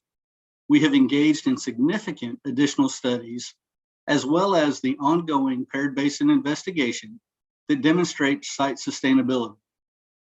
Notably, the previous testimony and proposed order found no negative impact to public trust resources. We are proud of our track record of protecting water resources and responsible water stewardship. Our teams and their families are members of the local community. We demonstrate strong local, regional, corporate engagement, philanthropy, and natural disaster support. Earlier this year, in response to flooding caused by powerful storms and heavy rains in Santa Cruz County, BTB donated more than 70,000 bottles of water to help those affected. And even more recently, our Arrowhead team mobilized and donated 5 shipping containers, more than 167,000 bottles of water to Maui to support the survivors of the Lahaina wildfire. We take pride in our commitment to keep Arrowhead Springs flowing for the benefit of the community and our customers. Thank you very much for your time. Thank you, Mr. Mixon. I believe next is Tam Pham.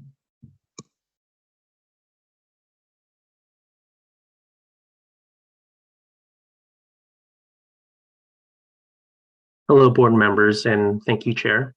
My name is Tam, and I have been with the Arrowhead brand 100% Mountain Spring Water team for about 11 years now. And during my tenure, I have worked in and around our spring sources in California. Much of that time has been spent at Arrowhead Springs. And I live in the Inland Empire, and I work out of the Ontario on the Arrowhead factory in California. I'm a proud member of my community, and I'm proud of Blue Triton's commitment to the community that I live in. As a regular part of my job, I meet frequently with local authorities and stakeholders to discuss shared water challenges and best practices in water stewardship. As a result of these meetings, for example, in 2016, Arrowhead began collaborating and sharing our expertise with Rancho Cucamonga's water district to improve the quality of local water supply and to generate an additional 250 million gallons of potable water annually for the community that Cucamonga Valley Water District serves. Through this collaboration, we have created shared value for the customers of the district and in the community where we operate and where our employees live also. We also work with the San Manuel Band of Mission Indians and other tribal partners throughout California to deliver to them high quality drinking water. I take this responsibility extremely seriously, and they are partners in our efforts, and we really value the relationship we have with the tribes. When I hike the mountains around the springs, I take pride in our environmentally responsible and sustainable practices, and knowing that the water that we manage benefits the communities that we all live in. Thank you. Thank you, Mr. Pham. Good morning, Mr. Chairman and members of the committee. My name is Rita McGuire. Thank you for the opportunity to speak here today.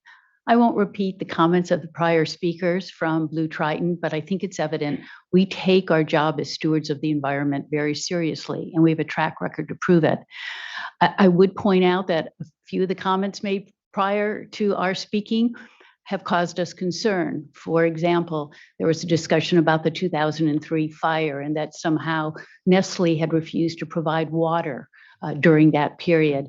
In fact, our pipeline was destroyed. That was not an opportunity for us to provide water. It was not a question of choosing. It was a question of not having a pipeline that had to be substantially repaired over a number of months. Let me begin by saying that I've represented Blue Triton brands and Nestle since 2011. So I've been deeply involved in part here in Arrowhead, but of course in Phoenix, Arizona, where my practice is located. But the investigation in today's case began in 2015, and I was the primary attorney responsible working with attorneys here in California. I can attest that during that entire period, Blue Triton and its predecessor worked extremely cooperatively with the staff of the board, providing them with any technical, historical, or legal documentation they requested. Among other things, we provided evidence of spring water bottling activities that clearly began before 1914. We provided 75 years of annual filings with the State Water Board with respect to our withdrawals. And we also provided them a 1931 case, the case known as Del Rosa Mutual Water Company, which is uncontested for over 75 years, which awarded Blue Triton's predecessors rights in Strawberry Canyon. We've also provided detailed scientific information to both the U.S. Forest Service and State Water Board staff. And to my knowledge, as has been stated earlier, we're not aware of any other in-depth studies of the canyon that have been undertaken to review and monitor the environmental conditions there. The hydrologic study of the spring sites where BTB collects this water showed no evidence of depleting surface water flows in Strawberry Creek or its tributaries. This is confirmed by the shut-in tests that were conducted at each of the spring sites in Strawberry Canyon, as well as the paired basin studies that were undertaken that showed no difference between adjacent canyons where no water was collected and Strawberry Canyon in terms of the environmental conditions. We've made those studies available to the staff, and we think it's important for your consideration. 2 years after the Water Rights Division began its investigation, a draft report of investigation was issued. It determined that Nestle, now Blue Triton, held 26 acre-feet a year of 1914 basis of right for surface water appropriations and an unknown amount of percolating groundwater in Strawberry Canyon. The report was issued just 4 days before Christmas, and the company was given 30 days to respond. The ROI required BTB to provide not one response, but 4 separate responses, each 30 days apart with one exception. In those reports, we provided plans for monitoring reports, assessment reports, scientific studies that had not yet been done, but have now been completed. We filed those and were advised that we would have an approval or response from board staff about the proposals we were making for studying the canyon. We received no response. We filed our 4th report and then we waited. 3.5 years later, a final report of investigation was issued by the staff on April 23rd, 2021. During that period, prior to that period, I should say, company representatives, including myself, reached out to the board staff dozens of times with little or no response. The latest outreach occurred on April 21st, 2021, just 2 days before the final report of investigation was issued. At that time, a virtual meeting was held between the technical and legal staff of the board and Blue Triton staff. The hydrologic and environmental studies were prepared by the company's independent consultants. They were shared with the staff. Now, those reports were not final at the time, so the reports themselves were not shared until a couple of months later when they were finally completed. But rather than wait for those studies, 2 days later, the final report of investigation was issued, reducing the company's 1914 rights as had previously been found at 26 acre-feet to now 7.26 acre-feet. And of course, we now know that the proposed order recommends no water rights for surface water appropriations in Strawberry Canyon. My colleague, Rob Donlin, will address the legal and procedural problems with the administrative hearing and its recommendations. But I want to address some of the more troubling aspects of this case from my perspective as the former director of the Arizona Department of Water Resources. I served as its director for more than 8 years, and I continue to represent the department on Colorado River matters. And in fact, I most recently argued in front of the U.S. Supreme Court on a matter involving the lower Colorado River. I didn't just represent Arizona, I represented 3 major agencies here in California. So I'm very familiar with Colorado water issues. The Arizona Department of Water Resources and the State Board are similar in some important respects. Both agencies have internal legal counsel, and they can initiate enforcement activities when the evidence demonstrates that there's been an illegal diversion or water use that are occurring within the agency's jurisdiction. Like the board, the director of ADWR serves as the final decider of fact and law in contested actions.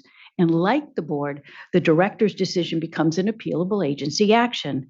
It's also possible for the cases to go before an administrative hearing officer. And there, the officer makes a recommendation to the director, who in turn, like the board, makes the final decision. But unlike the board, a clear separation is drawn between the director and the agency's prosecuting attorneys and the administrative hearing officer. The director is advised by his own legal counsel or her legal counsel, but the lines are carefully drawn to preclude any communication by the prosecution or the hearing officer with the director. This wall, preventing any communication, ensures a fair process, one in which the defendants or respondents' due process rights are fully protected. Under no circumstances does the hearing officer sit in closed-door sessions to advise the director about his or her reasons for the proposed order. I am familiar with a number of other state agencies and federal agencies that carefully adhere to this separation of roles between the hearing officer or prosecution and the final decider of an agency action. And there are many, many good reasons for this. Now, although this case involves a relatively small volume of water, it will be felt by groundwater users across the state. And for this reason, I ask the board to carefully consider their decisions today. Serial revisions of the proposed order by the AHO and the chief counsel of the board following the hearing went beyond the record before the AHO and what was contained in the final report of investigation. These attempts to revise the prosecution's case or to present or supplement the AHO's reasoning for their order undermines the integrity of the process. And they call into question the fundamental fairness of the hearing process. I don't believe this is an outcome that any of us want. Today, Blue Triton asked this board to adopt its motion to reject and dispose of the proposed order and to also reject the underlying 2021 cease and desist order. With that, I thank the board for your attention and consideration. Thank you. Good morning, board members. My name is Robert Donlin. I'm a water rights attorney here in Sacramento. We appreciate your consideration of our written comments and your consideration of our comments here today. I've been practicing before the State Water Board for more than 25 years, and I can say without a doubt that this is one of the most significant matters to come before you in decades. Obviously, the case has enormous implications for Blue Triton Brands as it proposes to invalidate BTB's vested water rights, which BTB and its predecessors have exercised for nearly a century to supply the Arrowhead brand. Beyond that, make no mistake about it, you are being asked to expand the State Water Board's authority over groundwater in an unprecedented and dangerous manner. As you have heard from essentially every water use organization in the state, the proposed order is inconsistent with existing law and puts a cloud over the water rights, supporting thousands of groundwater wells, boreholes, and tunnels across the state. As Rita said, this proceeding also raises significant questions about the manner in which the State Water Board conducts its enforcement proceedings. We will not go through all of those procedural irregularities today. Those issues have been extensively briefed and the concerns stated in the record presented to the board, and I urge you and hope that you have had an opportunity to read those filings. As this is our only opportunity to address you directly in this process, however, I do want to address several procedural questions. I also want to state what this hearing was not about and what the proposed order does not address. It was not about public trust resources. As Rita said, there's no evidence of impacts to public trust resources. It is not about whether BTB's water use is unreasonable or wasteful. It's not about impacts to vested water rights. It's not about failure to provide information to the State Water Board as requested or as required by statute. And it's not about environmental justice or impacts to underrepresented communities. This order is entirely about the board's authority over groundwater. Let me explain why.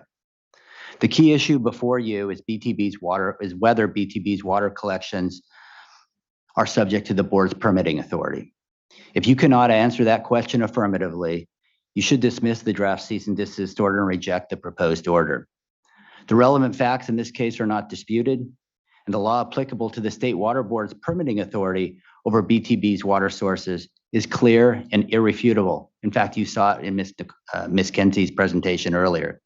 This is not a complicated case. Water Code Section 1200 and 1201 define the State Water Board's water right permitting authority to apply to and only to diversions of, quote, surface water flowing in a natural channel and to, quote, subterranean streams flowing through known and definite channels. The legal classification of water for jurisdictional purposes is and always has been determined where the water is physically diverted and taken under control, not where it hypothetically could have been. Section 2.9 of the proposed order acknowledges that BTB's boreholes and tunnels collect and control water far below the ground surface and that the boreholes and tunnels are sealed to prevent collection of water near the ground surface. Subterranean waters are presumed to be percolating for water rights purposes and are legally classified as percolating unless the collected water is determined to be flowing in a known and definite channel. The courts and the State Water Board have well-established tests for determining when groundwater flowing in a subterranean stream and known and definite channels is present And that test has applied since enactment of the Water Commission Act in 1913. The draft CDO does not allege, and the proposed order does not find, that BTB collects groundwater flowing in a subterranean stream in known indefinite channels.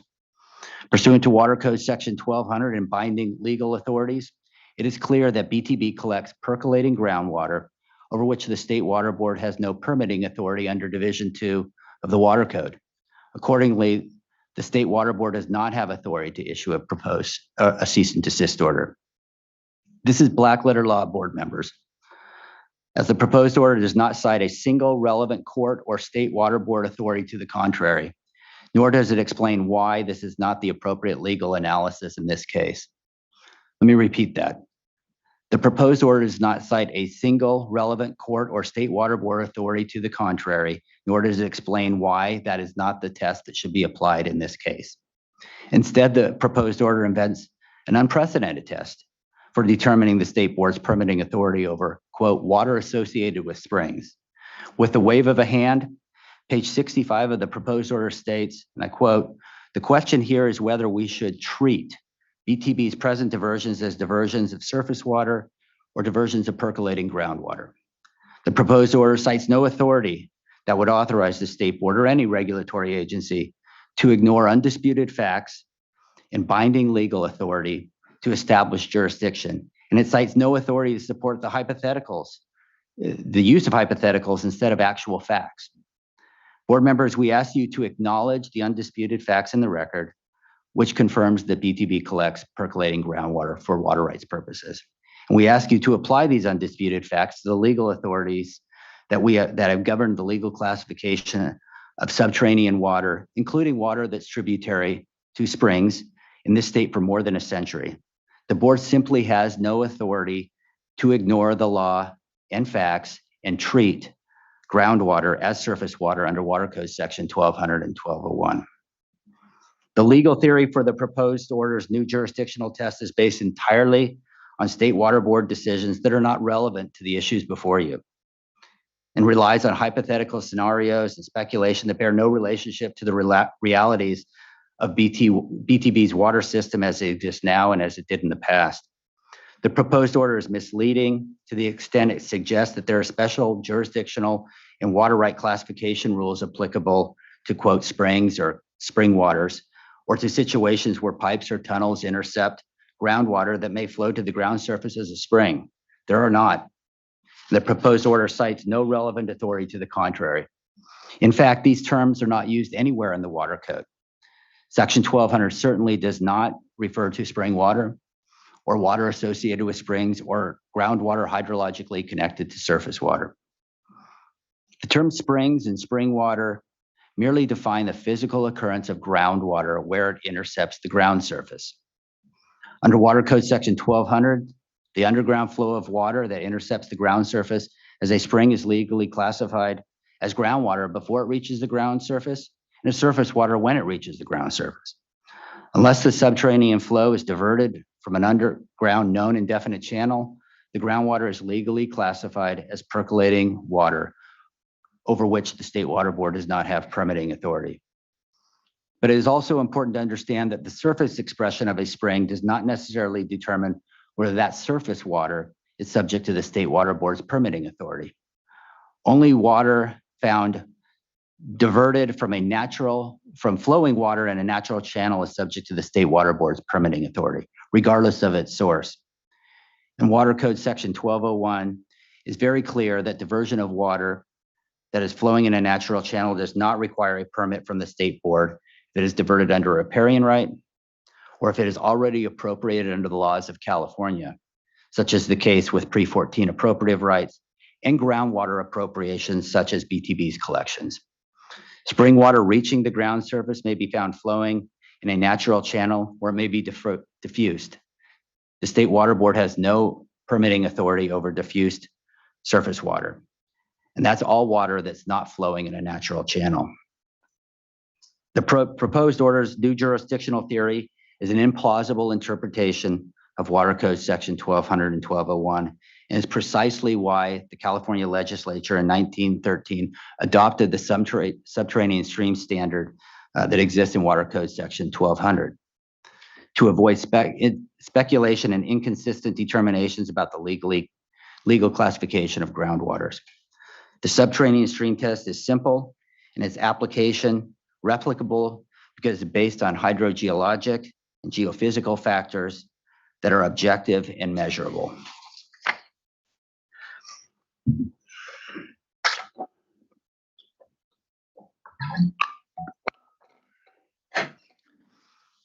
The State Water Board decisions cited in the proposed order in support of imposing a cease and desist order are not relevant in this matter. All of those decisions involve State Water Board applications to appropriate surface water, not enforcement actions under Water Code Section 1831 and 1052, which necessitate a determination of the legal classification of groundwater. One of the orders cited in the proposed order is the 2019 order involving the Sugar Pine Water Company. And Mr. Esquivel, I know you're aware of that proceeding. It did not involve the legal classification of groundwater. It involved whether the operator was diverting water consistent with surface water permits. As Professor Zaks reported to the State Water Board, comprehensive 2002 report regarding the legal classification of groundwater, the board has at times issued permits for diversion of groundwater that technically may not be subject to the State Water Board's permitting authority, but only when asked to do so by an applicant. Not one of the State Water Board decisions in the proposed order concerned or even referenced Water Code Section 1200 or 1201, which is the key issue to be addressed in this matter. Not one of those State Water Board decisions in the proposed order involved diversions reported to the State Water Board for 75 years under the Water Code's groundwater recordation statutes. The proposed order does not cite and contradicts, in fact, the historical and recent practices of State Water Board staff concerning the State Board's jurisdiction and authority over subterranean waters, including subterranean waters that feed springs. BTB introduced numerous State Water Board reports, memoranda, and correspondence into the record in this proceeding, in which your staff advised a potential permit applicant from for the State Water Board that the State Water Board does not require a permit for diversions from tributary groundwater to springs unless that water is diverted from a subterranean stream. The proposed order refers to none of those guidance documents. There is no evidence in the record that the water sources from which BTB collects at its boreholes ever naturally discharge to the ground surface anything more than a seep that wetted a hillside. There is no actual evidence that spring seeps occurred in or tributary to a natural channel. And there is no evidence that BTB ever diverted water flowing in a natural channel. That is certainly not what is happening today. In fact, the only testimony presented on this topic from the author of a recent multi-year hydrologic study that Rita mentioned in the Strawberry Canyon watershed concluded that the undeveloped springs historically in Strawberry Canyon did not discharge a flow of water in any tributary or natural channel, but rather discharged as seeps. Based on this evidence, even if BTB were to collect natural spring discharges in a spring box at the ground surface, as hypothesized in the proposed order, the water that BTB would hypothetically divert would be legally characterized as diffuse surface water because it would not be a diversion of water flowing in a natural channel. I want to briefly address 3 procedural issues, and Ms. McGuire touched on some of those, and they've been touched on earlier today by Mr. Lawfer and Ms. Kenzie. First, ex parte communications.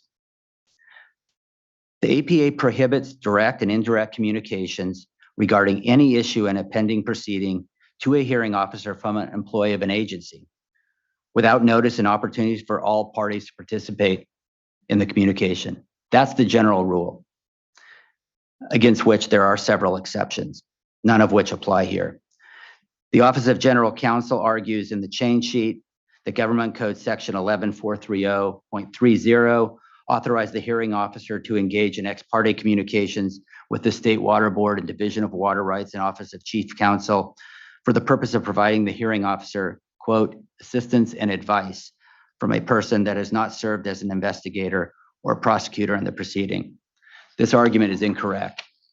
Exceptions to the ex parte rule are to be narrowly construed and are to be read together with the entire statute in order to give each section of the statute meaning. OCC's broad and unbounded interpretation of the advice and assistance exception would render the entire ex parte statute meaningless, as any communication with a hearing officer could be characterized as advice and counsel. This exception applies only to AHO staff, including technical experts that may be assigned from time to time by the State Water Board to the Administrative Hearing Office before a hearing begins, for the purpose of providing advice and assistance to the AHO during the conduct of the hearing. We'd next like to address the issue about the process under Water Code Section 1114. The OCC change sheet argues that it was proper for the AHO to withdraw and retransmit the July 7th revised proposed order because, one, nothing in the APA or the Water Code prohibit the AHO from doing so, and two, the AHO and State Water Board have wide latitude to fashion their own rules regarding the conduct of AHO and State Water Board proceedings. These arguments are misleading and incorrect. They're misleading because the AHO did not propose to withdraw and retransmit a revised proposed order on July 7th. Rather, at 4:45 in the afternoon on the day that the State Water Board issued the public notice for its July 18th to consider the BTB proposed order, the AHO issued a 33-page document that it characterized as a change sheet that contained only minor, non-material changes to the proposed order. These changes were neither minor nor non-material, but in fact contained many new legal arguments, cited new evidence, modified factual findings, and addressed issues that were not before the hearings office. It was not until BTB complained that the change sheet was unfair and improper that the AHO and OCC characterized the filing of the change sheet as a withdrawal of the prior proposed order and a resubmittal of a revised proposed order. The argument is incorrect because the AHO and the State Water Board must conduct enforcement proceedings consistent with the process set forth in Water Code Section 1114. And I understand that this is a new office and we're all getting our sea legs on these issues, but that statute is clear. The AHO transmits a proposed order to the State Water Board. The respondent and interested parties submit written comments to the State Water Board on the proposed order, and the State Water Board considers both the proposed order and the public comments when it decides whether to adopt or reject a proposed order. There is no role for the hearings office after it has submitted a proposed order. OCC argues that this matter is complex and therefore justifies further engagement with the hearing office. We disagree that this was a complex matter, as stated before, but in any event, the AHO is not the State Water Board's attorney or advisor. The State Water Board has many talented attorneys and technical experts that can advise you about the questions, about its questions and your questions with the AHO's proposed order and about the comments received from interested parties.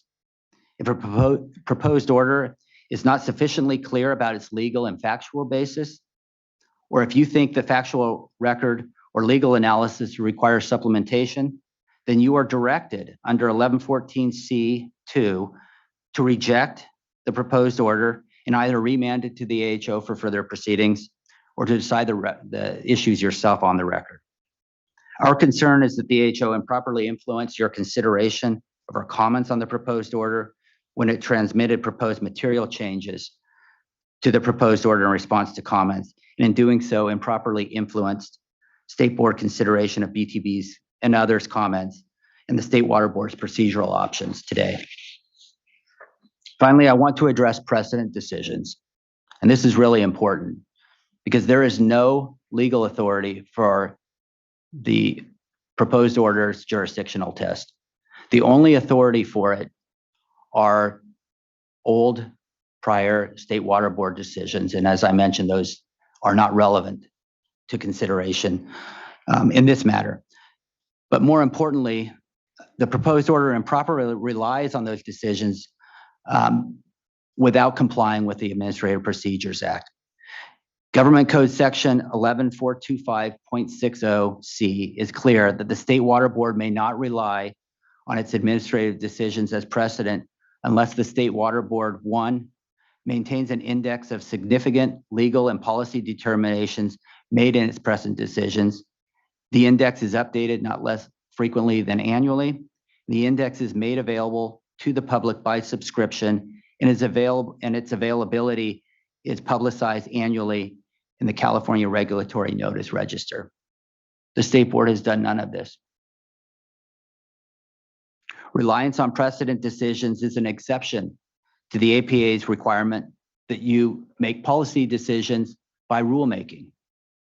And as such, strict requirements with compliance with the procedural requirements of Section 11425.60 is required. Moreover, the precedent decision requirements are specifically intended to avoid the types of abuses that we saw in this proceeding, where prior State Water Board decisions are reimagined and cited to support novel water rights theories that were never considered by the State Water Board when it adopted those decisions. Board members, in closing, the proposed order before you is not credible. The proposed order ignores its own findings that BTB collects percolating groundwater, and it ignores the applicable legal standards regarding the State Water Board's permitting authority over groundwater. In its place, the proposed order invents out of whole cloth an entirely new test for determining the legal classification of groundwater, including groundwater that is tributary to a spring. The proposed order cites no authority supporting its rejection of the established legal test and no relevant authority supporting the new legal jurisdictional test.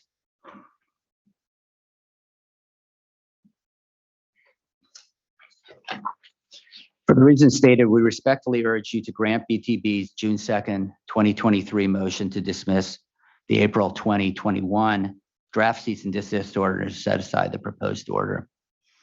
Ms. McGuire and I are available to answer questions. We hope you have some. Thank you, Mr. Donlin and Ms. McGuire. I appreciate your participation as well and contributions to this discussion, obviously, and proceeding, even if we may have different conclusions amongst it. I don't have any further question for you now. Looking to my colleagues and seeing none. Thank you. I know we have a few more public commenters to go through, and I'm sure there will be a board discussion at that moment. So thank you again. Next, I would like to go to our last public commenters here. First, we have Rachel Doty, who will be followed by Richard Freeman.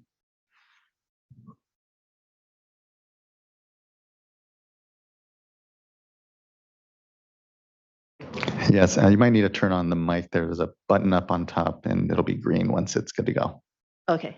All right, there we go. So good afternoon, board members, and thank you for the opportunity to comment on the proposed cease and desist order.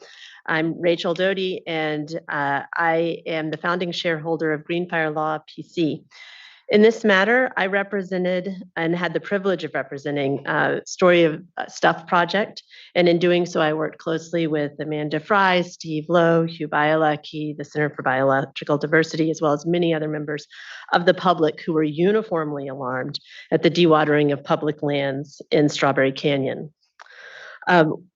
While the trust resources of the people of California were depleted over the last 100 years, Blue Triton and its predecessors and interests were raking in profits and misrepresenting their right to the water in Strawberry Canyon to the state, to federal agencies, and to the public, as well as their customers.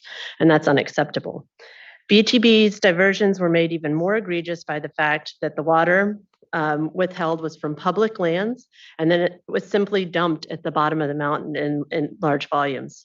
This has resulted in the Forest Service characterizing Strawberry Creek in the National Forest as in poor condition due to lack of flow, contrary to the testimony of BTB earlier about the lack of any conclusion about trust resources.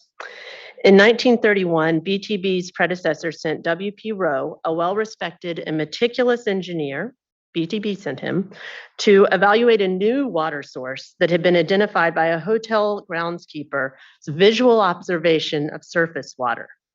Mr. Rowe, upon his review in 1930, found a reliant a reliable and abundant source on which he commented. I have made no mention of the question of the origin of the springs and their source of water supply because we can assume that they have been flowing for a great many years and the water has been entering Strawberry Creek.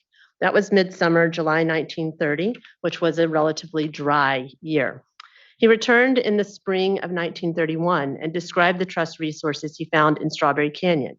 He found what he called deep-seated springs high in the mountain, which were fairly regular, especially during the late summer season. The canyon below he described as lined with alder, sycamore, dogwood, and cedar trees, together with ferns and thimbleberry bushes. Still further down, he described Cienega Springs, which are 10, 11, and 12, saying they augmented the flow of Strawberry Creek, which means that they too are within your jurisdiction. That's contrary to the testimony of BTB today, and that was presented at the hearing. Also, Mr. Allard, formerly with the U.S. Geological Survey, testified that the older maps, the topo maps, which were presented at the hearing, have blue lines indicating surface water streams, and that those blue lines would have been based upon observations, physical observations in the field because of the vintage of those maps. So the well-supplied and lush creek that was described in 1930 by BTB's own engineer, Mr. Rowe, prior to the diversion, is today the parched landscape that the Forest Service has described as in poor quality because of low flow. Now, the hearing officer in this case has drawn on a solid and redundant record of support for the proposed order you've heard before you. But his recommendations, if anything, are conservative because they address only unauthorized use. Mr. Lilly did not include in his analysis impacts of trust resources, but you must consider trust resources. And he did not consider whether BTB's diversion of water, to which it has no right, and dumping of that water at the bottom of the canyon is reasonable. So you heard testimony from BTB that a basin comparison study was done. But at the hearing, we heard testimony from Mr. Zidane, the geologist who is hired by CBD, as well as that comparison was devoid of useful information. And we also reviewed the Forest Service's report about the poor quality of trust resources. You also heard discussion of the Del Rosa decision, but private parties in a consent judgment cannot establish water rights, cannot manufacture water rights that don't exist. You can't sell or transfer what you don't own. And so this doesn't particularly matter because Blue Triton Brands can't transfer what it doesn't own, and it couldn't have done so back in the 1930s at the time of the Del Rosa decision.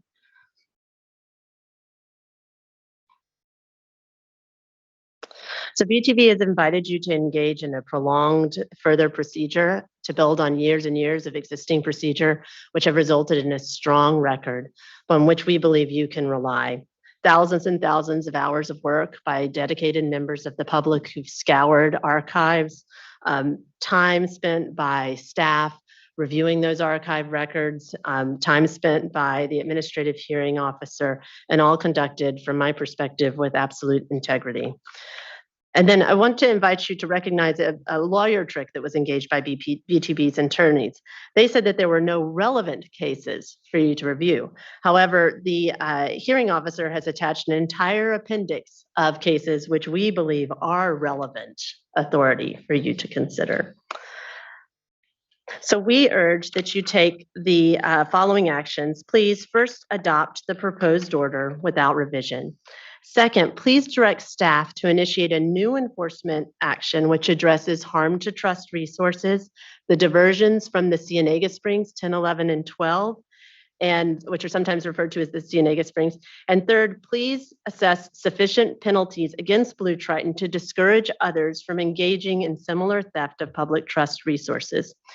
In taking the above actions, please consider to direct staff to consider whether BTB's unauthorized diversion and dump operations amount to waste and unreasonable use as well. And thank you for your time.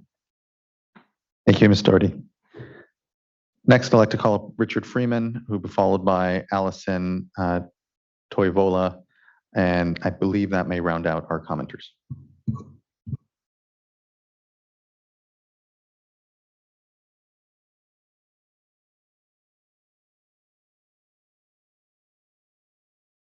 Chair Esquivel, I do not see Mr. Freeman on the platform, and I don't recall seeing him on earlier today. Okay, thank you very much. Next, then, and I believe our last commenter, we will have up Allison Toivola.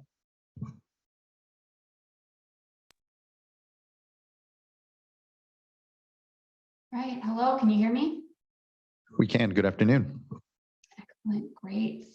Good afternoon, and thank you for the opportunity to speak today.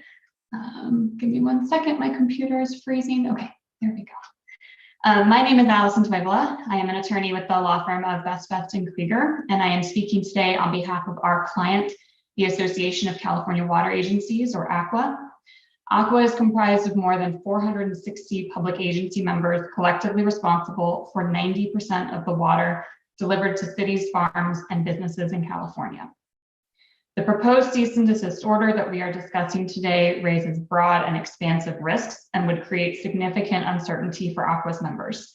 The proposed order should be rejected by the board for at least 2 reasons. First, as has been said, this board does not have jurisdiction to enter the proposed order under the Water Code. As mentioned in several earlier presentations, the board has jurisdiction, has water right permitting authority, over surface waters flowing in natural channels and groundwater in subterranean streams flowing in known and definite channels. This board does not have jurisdiction over diffused surface waters or percolating groundwater. It is the AHO's burden to prove that the water at issue here is in a subterranean stream flowing through known and definite channels, and therefore subject to this board's jurisdiction. The proposed order relied on hypothetical situations of where the water would or could be, not in reality where it is, and therefore did not satisfy that burden of proof under the applicable 4-part test. That is because these waters are not within the jurisdiction of the board. Second, the proposed order is not supported by any other state board order, state board decision, statute, rule, regulation, or case law. The AHO instead ignored the directly applicable 1931 Del Rosa court decision, mentioned several times this morning. That case held that Blue Triton's predecessor in interest, Arrowhead Springs Corp., had the right to divert water and ship it outside of the watershed for bottling. Refusing to follow this precedent simply because the state board or its predecessor was not party to that case upends any certainty and reliability for water rights determinations in this state. That is not and cannot be the law. In short, the proposed order is a substantial expansion of this board's jurisdiction unfounded in law or fact. It introduces uncertainty, speculation, and confusion in an area of law where precedent is of paramount importance.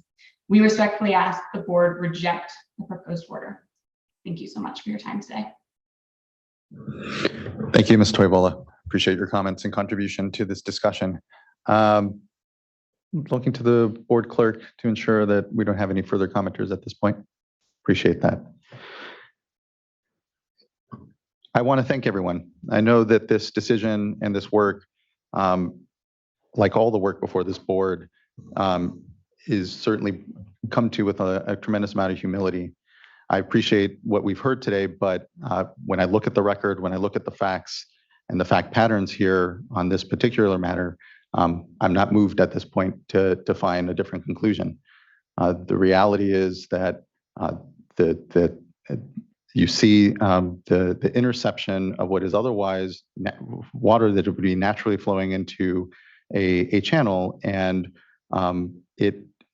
we're needing to ensure here that we have a water rights system that we can all have faith in, and not allow for those to gain economic advantage by bypassing or here creating an ability to intercept what would otherwise be within this board's jurisdiction to be able to best oversee. And so I don't have anything further to ask at this time, but I look to my fellow colleagues.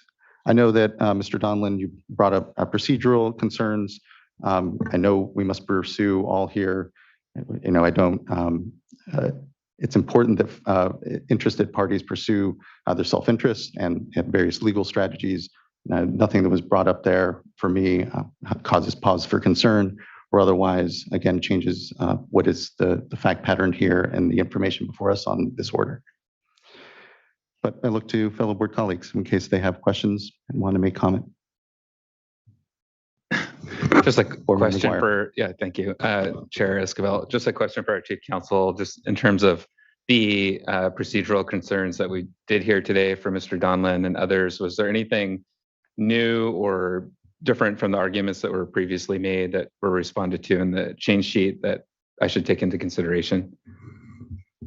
Fundamentally, there isn't anything new. The issues joined by Blue Triton Brands have been in their prior motions that have come before the board and were considered as part of the change sheet that was proposed last week, change sheet number 1. Yeah, I do think it's important, and let me unpack it and hit a little bit on the procedural issues. First and foremost, and Ms. McGuire was, I think, very careful, and I think she recognizes that in her prior role, just as here at the board, we have a fundamental responsibility to abide by due process concerns. And there were times in her statements, as well as Mr. Donlin's statements, that there were repeated references to somehow there was not an appropriate wall between any kind of enforcement capacity staff and those advising the board and those advising the Administrative Hearings Office. At bottom, though, she gets to the issue of whether or not there should have been a separation between the Administrative Hearings Office and the Water Board. So let me take those issues separately. First and foremost, there has not been any breaching of the wall. The board and the Administrative Hearings Office have the ability to draw on disinterested staff to support their decisions. And the Administrative Procedures Act and Government Code Section 111430.30, subdivision C, makes it clearer, and the California Supreme Court in its Morongo decision makes it clear that that's where the fundamental wall needs to be, between those staff who have been involved in an investigation or a prosecution and may have formed opinions, and then the advisory capacity of the agency. And that wall has been absolute throughout this proceeding. And in fact, it's why your executive director has not been involved in this proceeding at all, because at one point in time she had been involved with the prosecution team, and so she's walled off and on that side. Now, the second part of Ms. McGuire's concern and Mr. Donlin's concern concerns the role that the AHO has in this decision as it comes to the board. And yeah, this is a little bit of a novel issue, but the APA does recognize, first of all, this is a proceeding under the Administrative Hearings Office provisions of the Water Code that contemplate a proposed decision coming to the board. So the Administrative Hearings Office is not issuing a final decision that's enforceable in any way. The Administrative Procedures Act recognizes a couple of different exceptions for a division between a hearing officer and the agency head before rendering a final decision. But it recognizes that if the hearing officer is not issuing a decision, and this is under 0.80 of the relevant ex parte provisions, that the ex parte prohibition between the hearing officer and the final decision maker does not exist. And so I think that's where we see a disconnect between their concerns and our view of the ex parte prohibitions and the role of the Administrative Hearings Office. And again, the Administrative Hearings Office serves multiple responsibilities under the Water Code.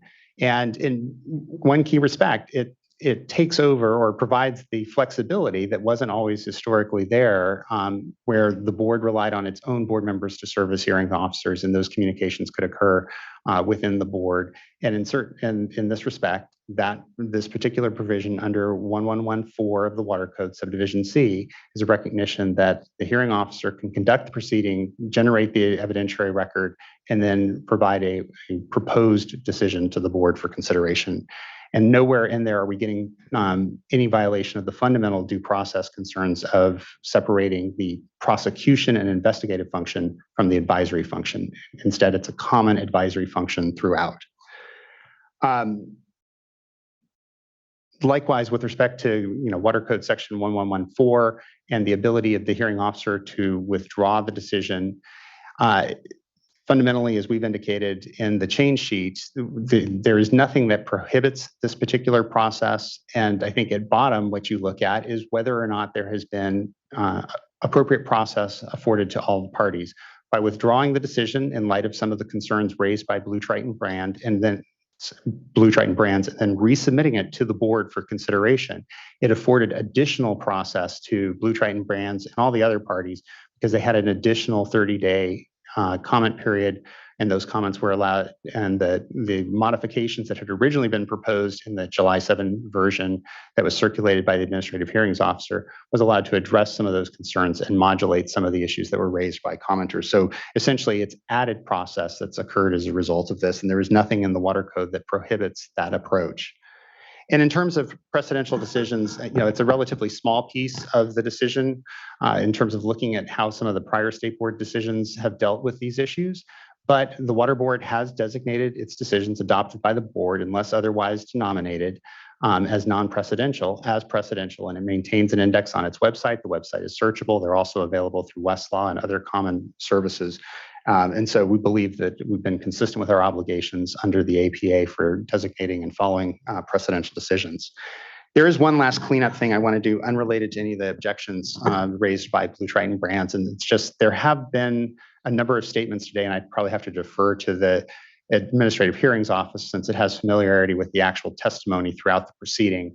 But there have been a number of statements made by interested parties about operations at the facility and statements attributed to Blue Triton Brands.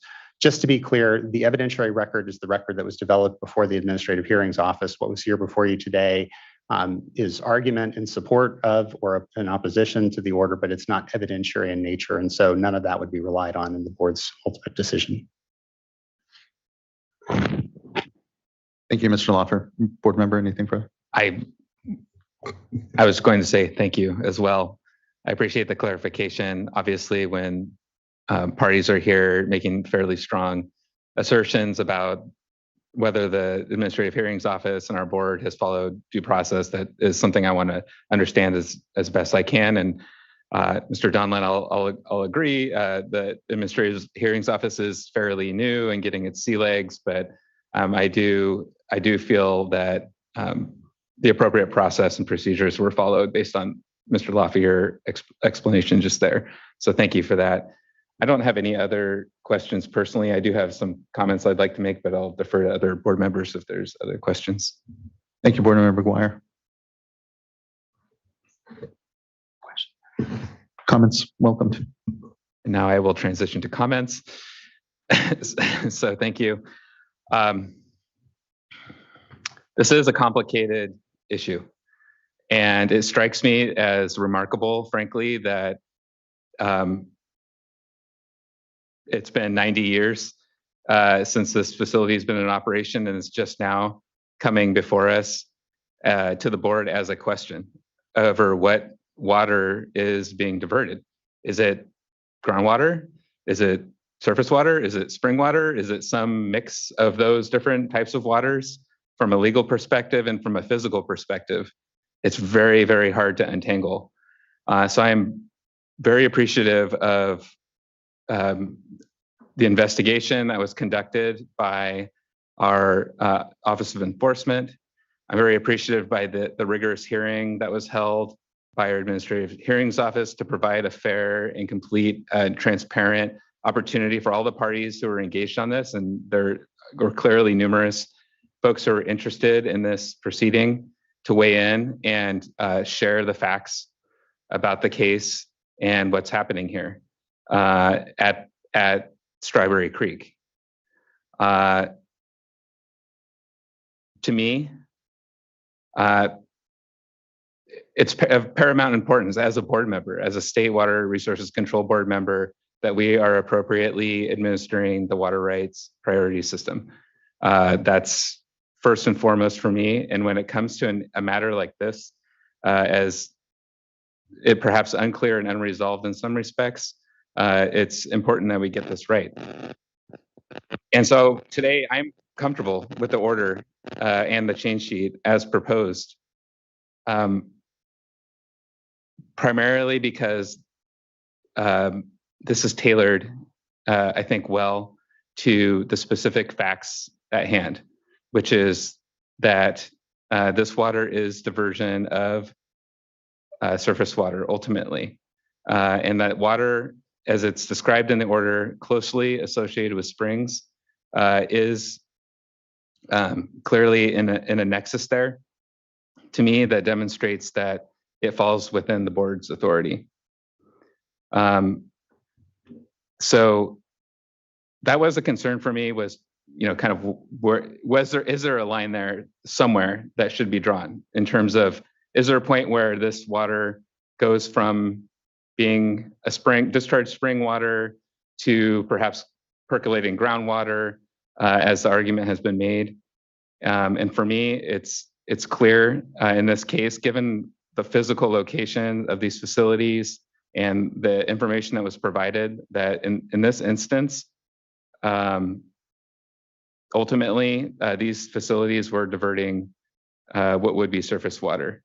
And so one of the concerns that I had initially when I first read the order was about the precedential nature of it and whether this could be misinterpreted. And so I'm comfortable in part because of the additional clarifications to the change sheet to help more clearly articulate what were the facts that actually informed that decision in this specific instance, that this is not a broad brush determination that all spring water, any diversions that are close to springs anywhere in the state of California are inherently surface water.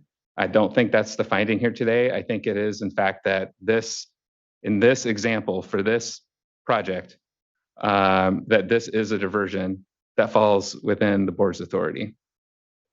The other thing that gives me some comfort is that, because I am sympathetic here in some regards, because this is a long-standing diversion that has not been challenged previously.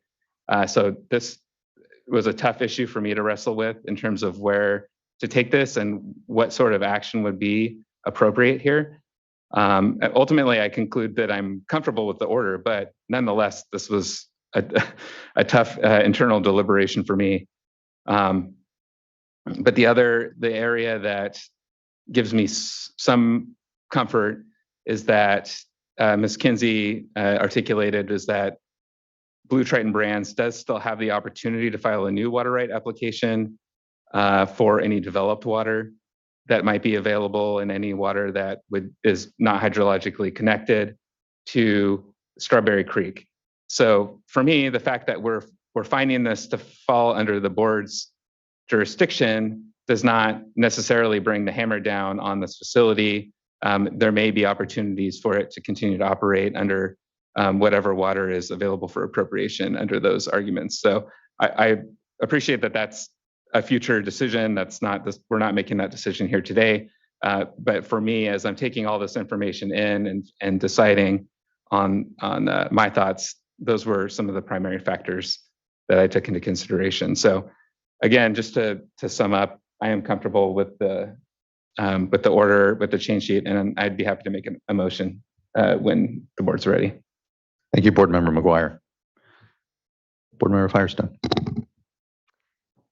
Thanks. And yeah, I will add, I also am comfortable with both the proposed order and change sheet. As Board Member McGuire said, our authority over water rights and requirements to get permits for diversions is something that is a core function for us here at the Water Board. If we were to allow folks to evade that authority simply by drilling a borehole or a tunnel to intercept a spring or surface water immediately before it surfaces, that's just, I think, calling for increased attempts to evade the authority and water rights systems we have at the state. So I think this is extremely important that we clarify this here and now. There's no question with these fact patterns in my mind that the purpose of the boreholes and tunnels that are being ruled on by this order were created specifically for and associated specifically with the historical springs and to and and to divert spring water. So I think this is a very specific, narrow fact pattern here. This is not, I think if anything, it's clarifying how this is not applying to percolating groundwater and other fact patterns that may not be specifically associated with historical springs. And I do think this was a very thorough and frankly long process to get here. I also just want to acknowledge, as you, Board Member McGuire said, this is a really big deal. Understand a huge amount of money and business is at stake, but it also is important for us that no matter how much money is involved, that we are going to ensure that the laws of our state are upheld and that they apply to everybody. And I also just want to acknowledge and thank the community leaders that have been working on this, many of whom we heard from today, for a very long time to bring this to surface, and for all the work that's gone into making sure that we are applying the water rights rules of our state equally to all. Thanks.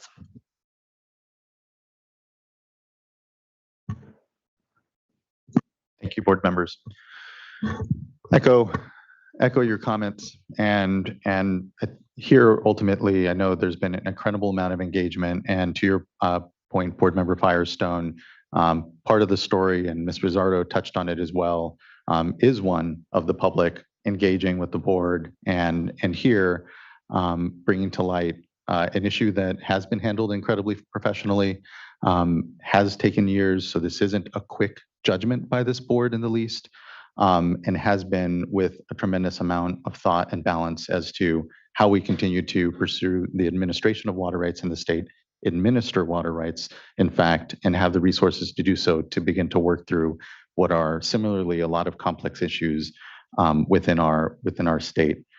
The concern of the water agencies and others that have come to the table now around the vast expansion or the narrative of a board hungry to expand its authorities and here carelessly is, I hear it, and here as Board Member McGuire and the other board members have said, the fact pattern here is narrow. The outline of what that fact pattern is, even more tightly, being able to describe it is critical, so that here, yes, it's setting some precedent, but it's not without bounds. It's not so undefined and so broad that we are doing harm to the very system that I know this board and this dais takes great care as we do our best to administer under sometimes not the most resourced circumstances. But I'm glad the resources were put to this discussion. I am supportive, as I said, and just appreciate everyone's engagement here. Okay, so with that, I will make a motion to adopt the July 7th revised proposed order with change sheet number 1. And I'll second. Thank you, board members. Ms. Tyler, can you please call roll call vote? Board Member McGuire? Aye. Board Member Firestone? Aye. Board Member Morgan? Aye. Chair Esquivel? Aye. Thank you. Thank you as well. The vote is unanimous and the order is adopted. I appreciate everyone's good work here. Let's give ourselves a lunch. We will not begin, as we indicated in our agenda, item number 8 until about 1:30. Let's go ahead and give ourselves an hour lunch, and we'll go ahead and begin our next item at 1:45. Thank you, everyone, for a productive morning. Looking forward to our afternoon's discussions as well. Thank you.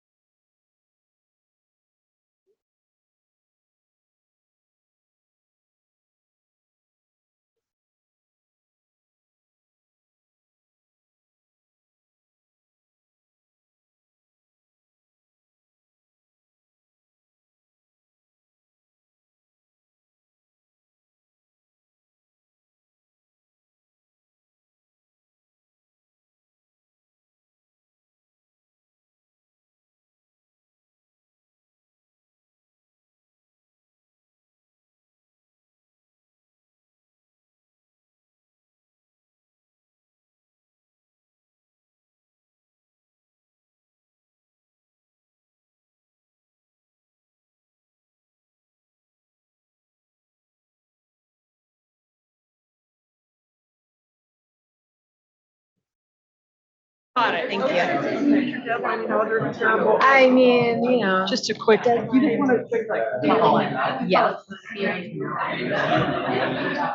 It's not in the air, but everything else, right? I mean, you could just use what I got, but be nice. Yeah. Just to have a firm. And just the divisional deadlines for. Well, it's more, yeah, it's more.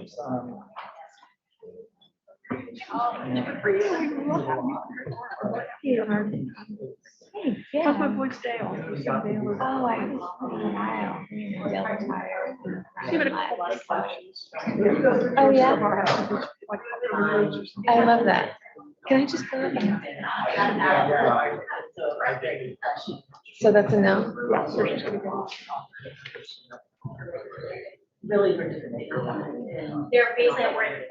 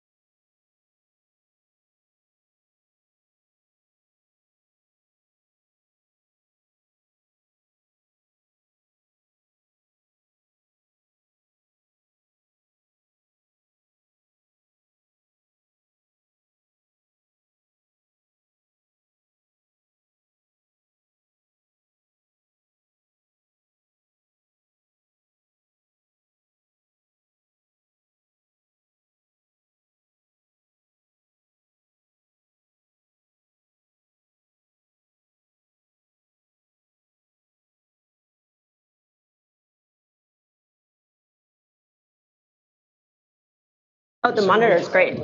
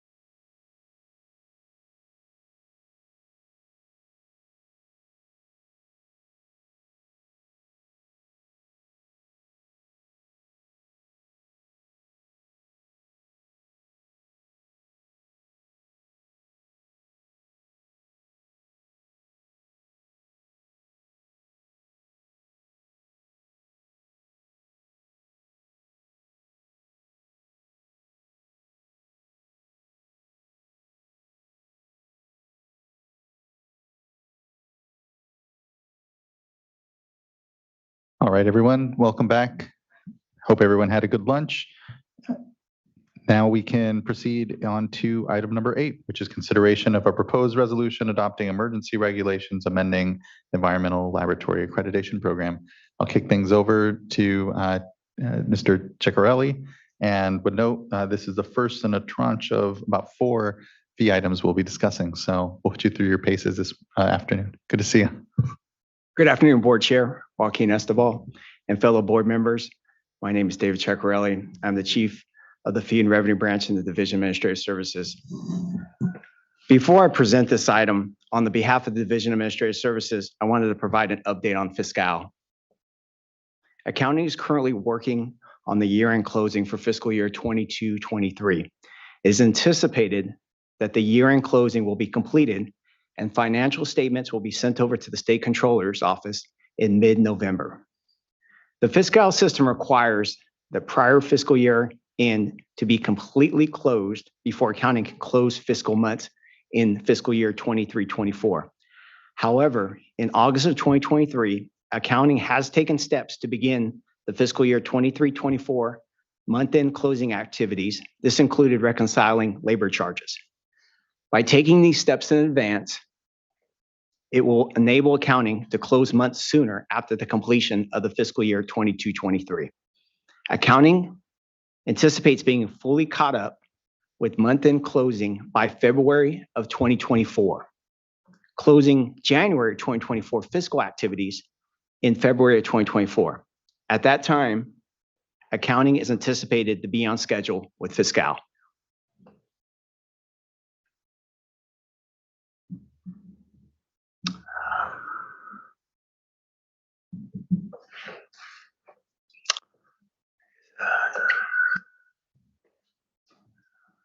I think we're looking to get slides up. Yeah, thank you. There we go.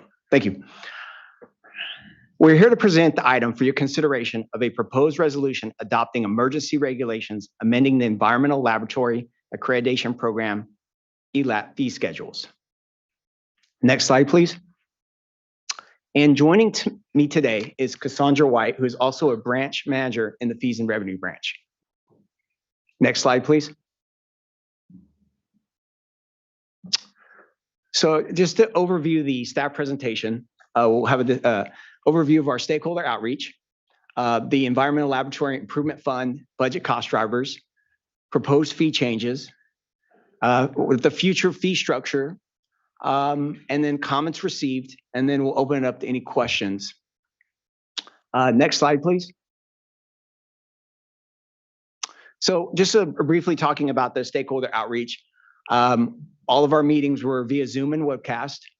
We had 3 fee stakeholder meetings, which were March 10th, June 13th, August 4th. Each of these meetings align with iterations of the governor's budget. The primary focus of these meetings are discussions on the budgetary cost drivers, including if there were any BCPs. Of course, for this program, there were no BCPs. Any proposed fee adjustments to meet budgetary expenditures, overview of the fund condition, and of course, any proposed fee adjustments. There's open dialogue with the stakeholders, and we definitely encourage feedback on staff proposals. I also wanted to mention that in addition to these meetings, the Water Board's Environmental Laboratory Accreditation Program staff from Drinking Water conducted meetings with LTEC Group also related to our fee programs. Next slide, please. So at this point, this is the Environmental Laboratory Improvement Fund budgetary cost drivers. I'm going to pass it on to Cassandra, and she will review this slide. Good afternoon. So we see that the ELAB budget allocation decreased. Apologies, you might need to turn the mic on. Sorry about that. Okay, sorry about that. Okay, the ELAB budget allocation decreased by 1.8%. And the main driver for that decrease was a reduction in pro rata due to a result of a prior adjustment to correct an overestimated assessment from Department of Finance back in fiscal year 21-22. And we anticipate that this is the last year that there'll be a need to do an adjustment. Give it back to you, David. So thank you. So this year's enacted budget is $4.6 million, which is which basically covers of course, the entire program for ELAP. So next slide, please. So at this point, I wanted to go over the fund condition and what's of course, there's the driving cost from the cost drivers, but where we got to the estimate of needed revenue for the program. And so what you're looking at here is our beginning balance in our fund, our total revenues, our total expenditures, comparing our revenues and expenditures, and of course, our ending balance, or what we know as our fund reserve. So first column there, or the middle column there, which is referred to as fiscal year 23-24, no fee increases. This would be where we would land at the end of this fiscal year if there weren't any adjustments. And so our beginning balance is $867,000, which is the reserve amount from the prior year. And this amount is a result of cost savings measures taken last year to reduce expenditures. And there was also a one-time fine and penalty amount received and deposited into the fund. Included that there were multiple delinquent invoices that not just program staff, but the fee staff were collecting on and deposited into the fund. So these were one-time fees, basically. There were delinquencies in past years that we spent staff time on, working with the labs and collecting these invoices, which generated additional revenue in 22-23. So because of the cost savings of holding our expenditures down, we built somewhat of a reserve in the fund. So our beginning balance is $867,000. Without any fee increases, any adjustments, we're based on the universe of labs right now, and we've calculated into a little bit of a drop off also. Total revenue about $3 million. Again, our total expenditures, which is our budgeted number, is 4.6. which again is a difference of 1.6 million, which is the deficit between revenues and expenditures, and basically shows a negative ending balance. And of course, Department of Finance has rules on us bringing our funds into the negative amount. So when we look at it, to maintain a positive balance in the fund, so drawing down the reserve, which is part of the 867,000 plus a 30% of additional revenue is needed. Therefore, staff is proposing a 30% fee increase for all ELAP fee categories. So basically looking at this, it still has a structural deficit, but we're drawing that $867,000, using it to cover our expenditures for this fiscal year. If at the beginning of the year, we didn't have through our reports kind of estimating it, we didn't know exactly what that beginning balance was. So we were estimating a lot higher increase in revenue than where we're at standing at the 30%. It was more in the mid 50% back in May. But after looking at our reports, we're needing about 30% in additional revenue to cover our expenditures. Next slide, please. So what this basically shows, I know we talk about percentages, but we also want to illustrate it in dollar amounts. So this basically, there's a base fee, there's a fee charge on the fields of accreditations, there's a fee for our out-of-state labs. Next slide, please. There's a fee for, of course, if there's any amendments done, and then there's a fee for our assessments on our laboratories. If you could go back to the prior slide.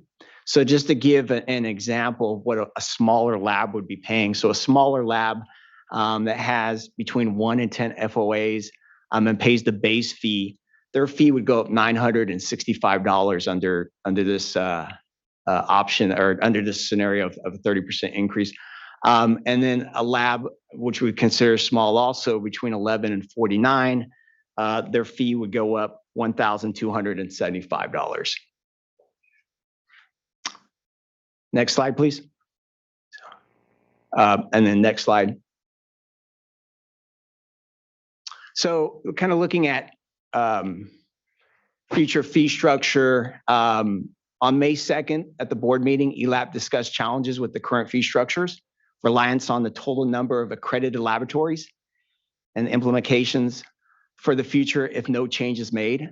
At the July 10th focus stakeholder work group, there was discussed ideas of adding a volumetric charge to the fee structure to shift more of the fee burden to the larger labs.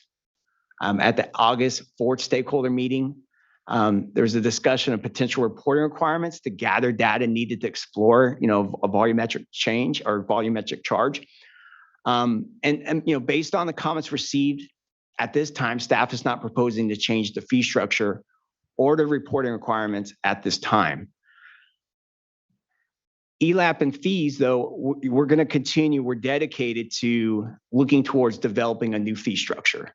We realize that the current structure isn't sustainable, and that that we recognize that the way it's set up, that when labs drop off, it basically spreads the cost to the other labs, and we recognize that, and so we're definitely committed to working with the community. We've already started, that process.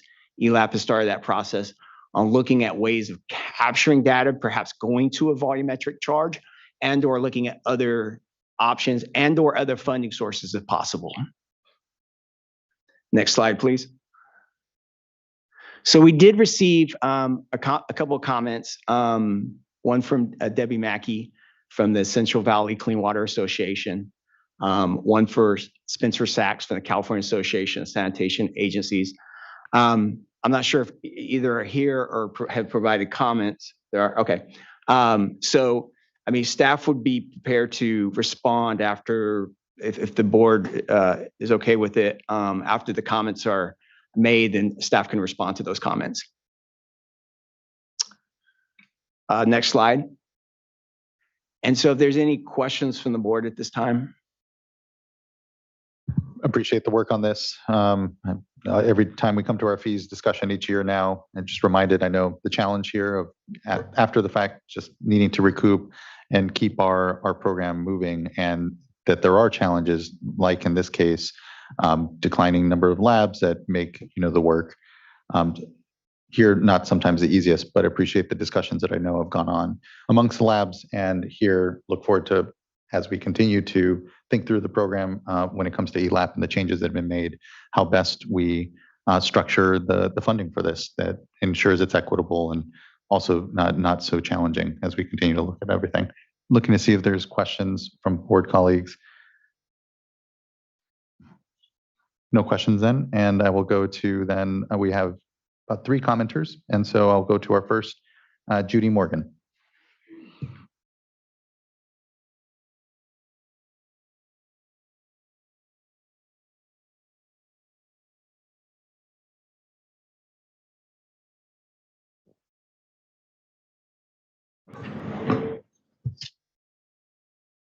Apologies, Ms. Morgan. I think you got muted again. You should be invited again to unmute. There we are. Good afternoon. Can you hear me? We can. Thank you. Okay, great. So thank you, Chairman, very much for the opportunity to speak on this issue today. My name is Judy Morgan. I'm the current Chief Compliance Officer for PACE Analytical and the current Chair of California LTAC. My other affiliations extend to the American Council of Independent Labs and the Environmental Monitoring Coalition. And our laboratory themselves, we currently have 3 environmental labs and 1 life sciences lab located in California. So these types of decisions have a significant impact on our business.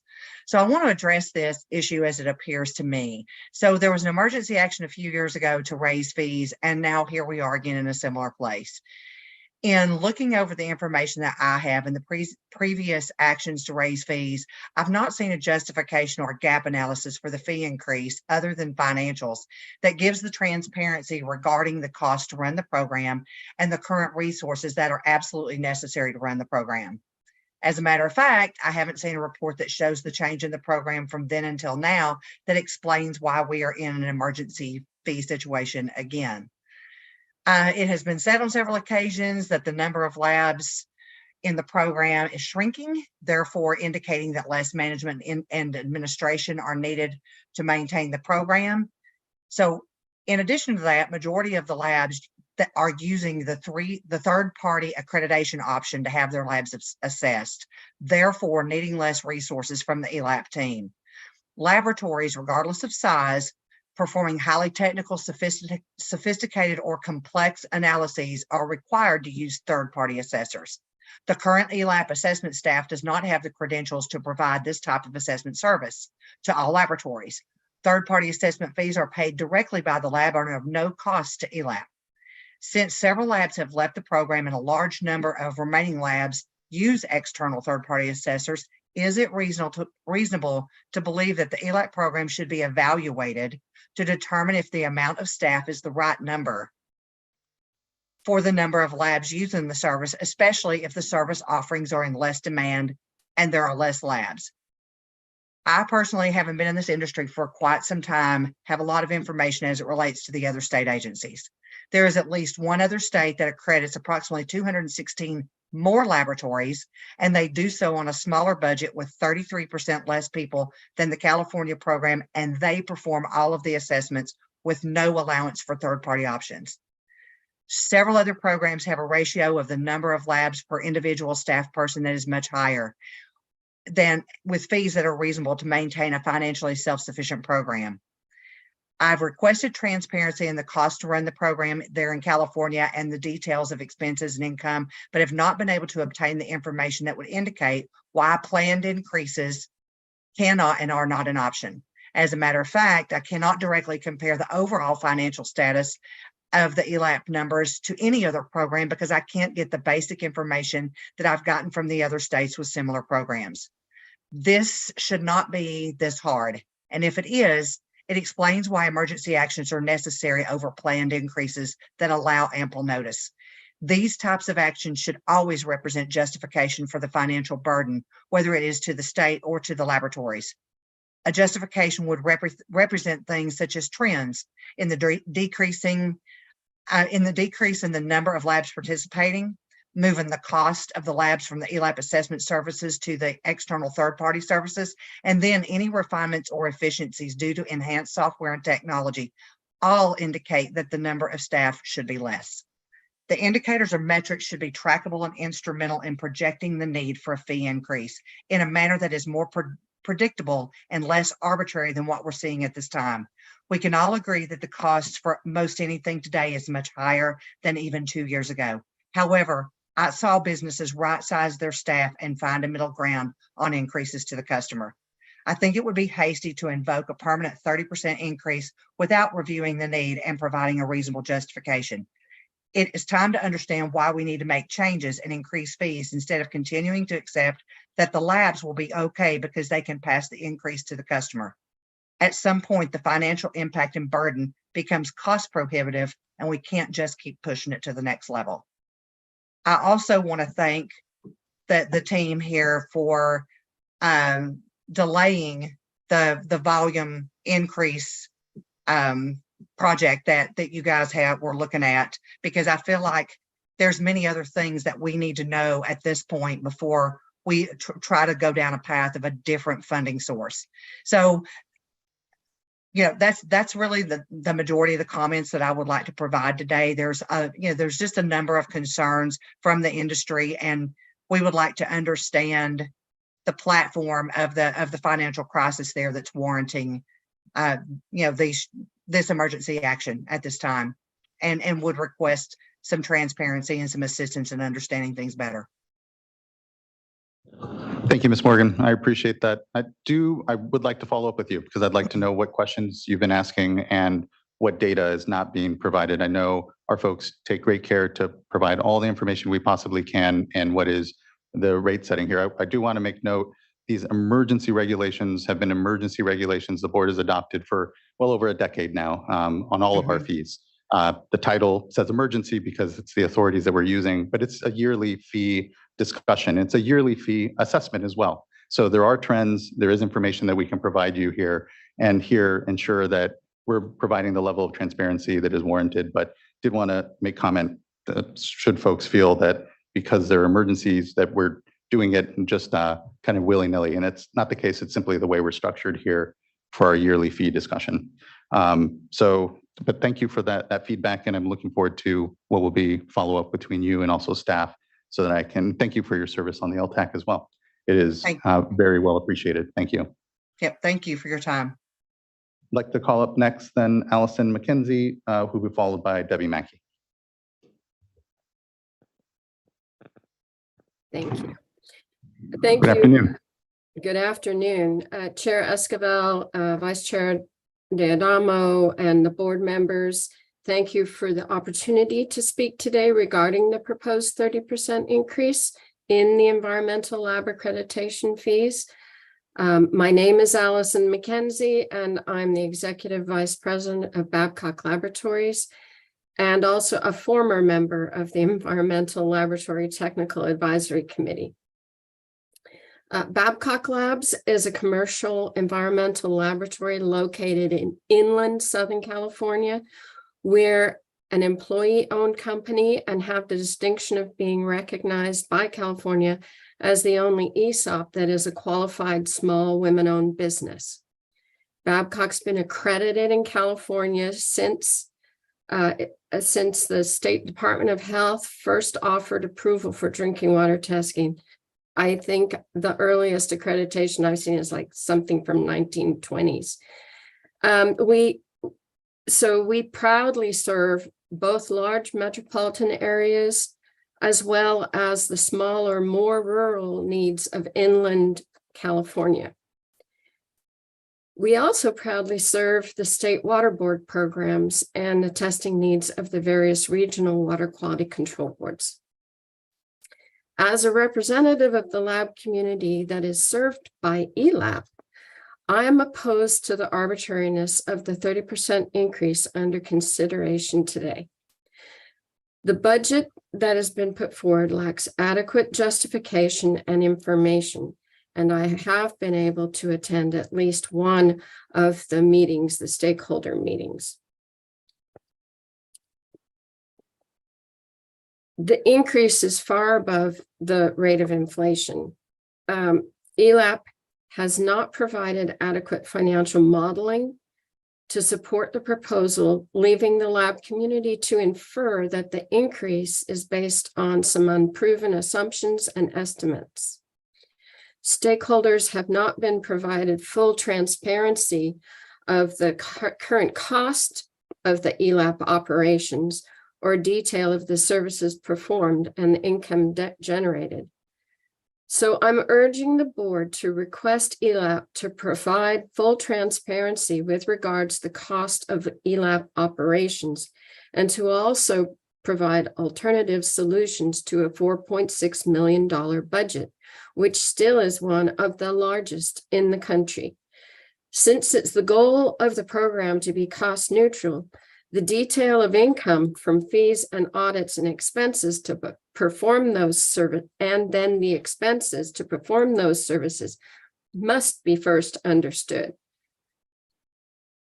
To date, we've only been provided the barest bottom line financial information, leaving many to wonder how a program that will serve fewer labs and perform less than half of the on-site lab assessments that were originally estimated in the previous budget, to how that will continue to require an ever increasing budget. I'd also propose to the board that continuing to increase the budget of the program and by extension, the cost of operations to the labs is not the solution to the problem. Rapid and regular increases only place further economic stress on laboratory operations, both public and private. The lab community is ready and willing to help ELAP. We're ready and willing to help them analyze the situation and look for a better solution. We also accept that fee increases are inevitable. We simply ask that they be transparent, justified, and reasonable. And thank you very much for your consideration of my comments today. And thank you for those comments, Ms. McKenzie. I appreciate the engagement here and looking forward to follow up on these issues. Thank you. Thank you. Next, I'd like to call up Debbie Mackey.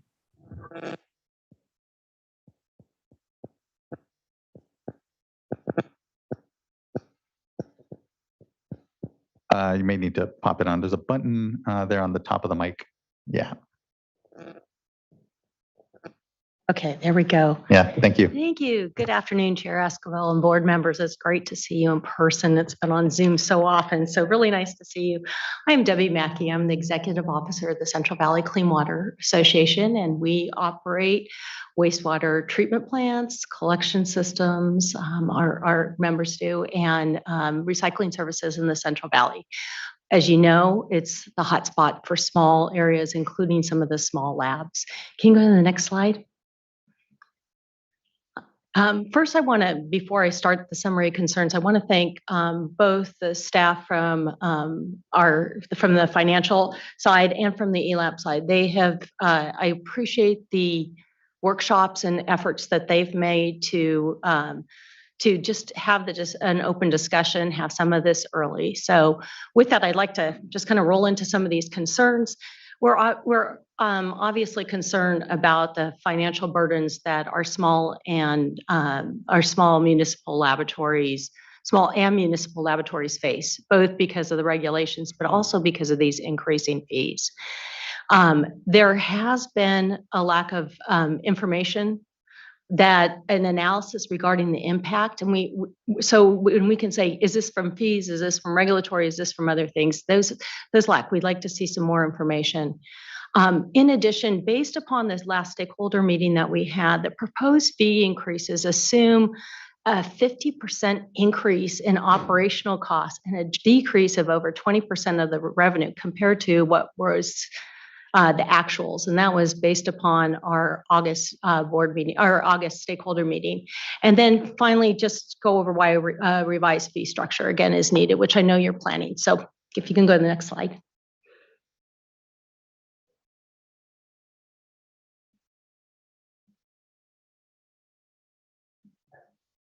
Oh, sorry. I'm looking at it thinking it's the same one. Sorry about that. You guys are good. And as you know, you've had the program since 2014. The regulations came into effect in 2021. Here's where the increase part showed, and they talked about this at the meeting. I think the other thing I'm going to bring up is that there was a restructuring of fees somewhere around 2017, and I think you'll see that in just a minute. Go ahead and go to the next slide. So this is, I think this is going to be easier for you to see on your screen, but I want to orientate you a little bit in this. I had data as we were looking at those fee changes in 2017. I had data on the community of labs that were ELAP certified, and we were doing things based upon fields of testing instead of fields of accreditation. There was a number of labs. So at that time, we also had a number of parts that were within the fees. So there was things like you on-site assessments, you've talked about that. There were some application fees that were, or changes. If you needed a change, you could do that without cost. There's been changes since 2017. So orienting you to the graph, the first, in 2017, if you had that same lab, that shows the change in fees of just the base annual fees that they're going to do. The only one thing that's divided in half is the application fee. And the high was the largest lab at that time. We have some larger labs now. And then you have an average and median. And then I looked at like the 10%, the 90 percentile, the 25, you can see it in thirds. I think what I really want to pull your attention to, and I appreciate the board, addressing this, but it really shows how the largest labs actually are paying less than they did in 2017.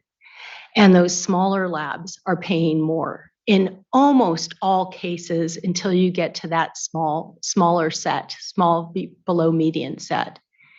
And so I do want to encourage you to continue to urge your staff to work with both LTAC and the stakeholder group for a fairer fee structure.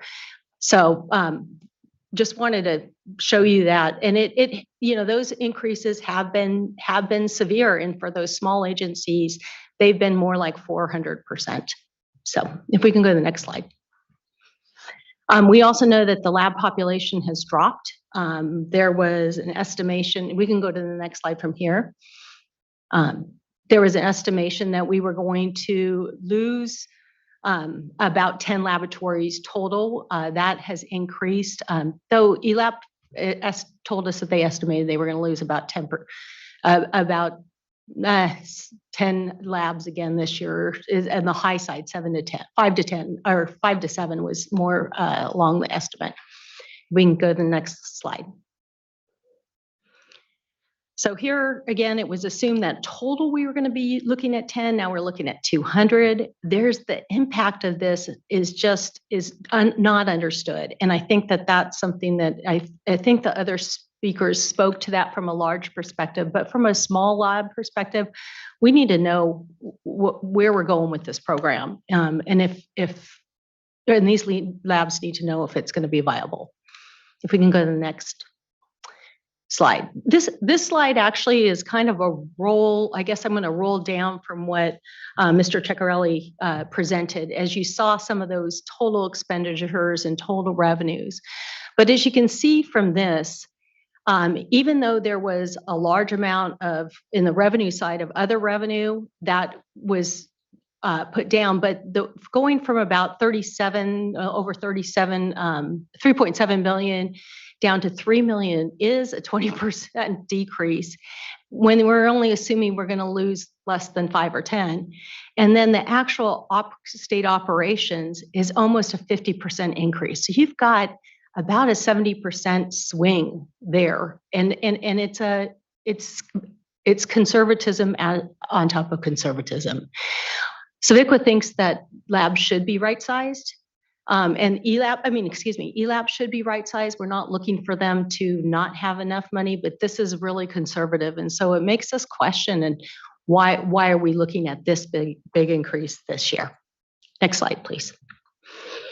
So again, we're looking for greater transparency, revising the structure to provide a little bit more equity, especially for those smaller labs. We really look for continued cooperation between ELAP, LTAC, and the rest of the stakeholders. And want to just end by appreciating ELAP listening as they proposed some additional language to gather fees, as we had more discussion in the laboratory community and understanding the burden that it would put on the laboratories, saying, stop, let's try to figure a better way and work with the stakeholders to do that. So I appreciate that. I think that's my last slide, right? Yep, there it is. I'd be happy to answer any questions, but otherwise I appreciate you listening. Appreciate you being here in person, continue to contribute, not just this discussion, but so much of the work that's before the board, Ms. Mackey. I appreciate the concerns. Again, I think on how we get, the right formula so that it's balanced across the labs is important. Look forward to continue to track that discussion. And on the transparency side, I want to make sure that we are providing as a basis all the information we have so that you see what we see, and we can continue to make sure we have the trust of the laboratory community. As you noted, we're in the midst of implementing still yet something that was just adopted a couple of years ago. And so the fees are a component of that, but importantly, the justification for where the funds are going and the reasons for the various increases are important. I look to Mr. Ceccarelli just for a moment, just to, if there's anything to further kind of explain when it comes to the increase we saw on the state board costs on the staffing side, just in case, there's some information there that kind of, I know there'll be further follow-up, but just at least hear from the dais, some of the drivers that were really driving the staffing side increase. Yes, thank you. I'm going back to slide 8 on Debbie's presentation. If you don't mind, I'll talk off of that slide there. And so,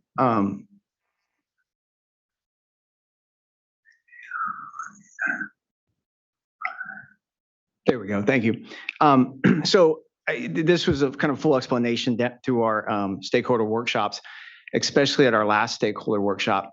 When you're looking at fiscal year 22-23, and I'm going to start it with the expenditures, $2.8 million. So keep in mind, our budget for 22-23 was around $4.5 million or around $4.6 million. But as I mentioned before, ELAP, the Division of Drinking Water, took steps to reduce staff expenditures. And as a result, the actual budgeted expenditures, the actual expenditures were a lot lower than the budget. So the $2.8 million is basically the actual expenditures. So when you're looking at going from 2.8 to 4.3, the 2.8 is an actual. But earlier in the year, when we show these numbers, we show the budgeted number, which again is more at around $4.5 million range. So as a result of staff taking measures to charge other staff to other programs, basically, other funding sources, it helped reduce cost. So the $2.8 million is the actual expenditure. So when you're looking at saying, it went up 50%, then go up 50%, the budgets for the 2 years are basically the same. It's just because multiple staff weren't charging to ELIF, it basically reduced the expenditures. And then looking at the regulatory side, so as I kind of mentioned earlier, when you look at that $3.7 million, that includes, of course, all of our labs that we charge invoices for in that career and the revenue we collected. But as I mentioned before, what happened also in this year, we took a lot of steps to try to collect on delinquency revenue. And so we received past year revenue that gets posted into the fiscal year 22-23. And so that revenue is part of that $3.7 million. And so if it wasn't for that delinquency revenue, it's roughly maybe around $3.4 million. And again, that's one-time revenue that we don't expect to come in on the $3 million, come in 23-24, which is our estimate without any fee increases of $3 million. So again, it's the 3.7 includes what we bill based on the labs, and then of course that delinquency, one-time delinquency revenue. Shortly under that, also under other revenue, of course, is a fine and penalty, which was a one-time penalty that came in amount, and that's also deposited into this fund. So calculating out the 3 million, we're doing an estimate of a conservative amount of labs that may be dropping out based on the fees. And so we're calculating it about a $3 million, but that difference isn't 20%. And this was discussed at the stakeholder meetings. And again, the 22, 23, and stakeholders have asked this before because they see that number, and that's an actuals at this point. So when we go over the fund conditions, the books have closed, we have actual expenditures. At the beginning of the year, we don't really know what our expenditures are because, of course, reports are being generated. So we're using an actual budgeted number. I appreciate that. And here it calls, the main difference obviously is the fact that we're looking at actuals and not the budgeted amount. Would be helpful is to have that budget amount next to it. I guess, I will say it begs the question, were those then not permanent cost savings, obviously, that were, implemented?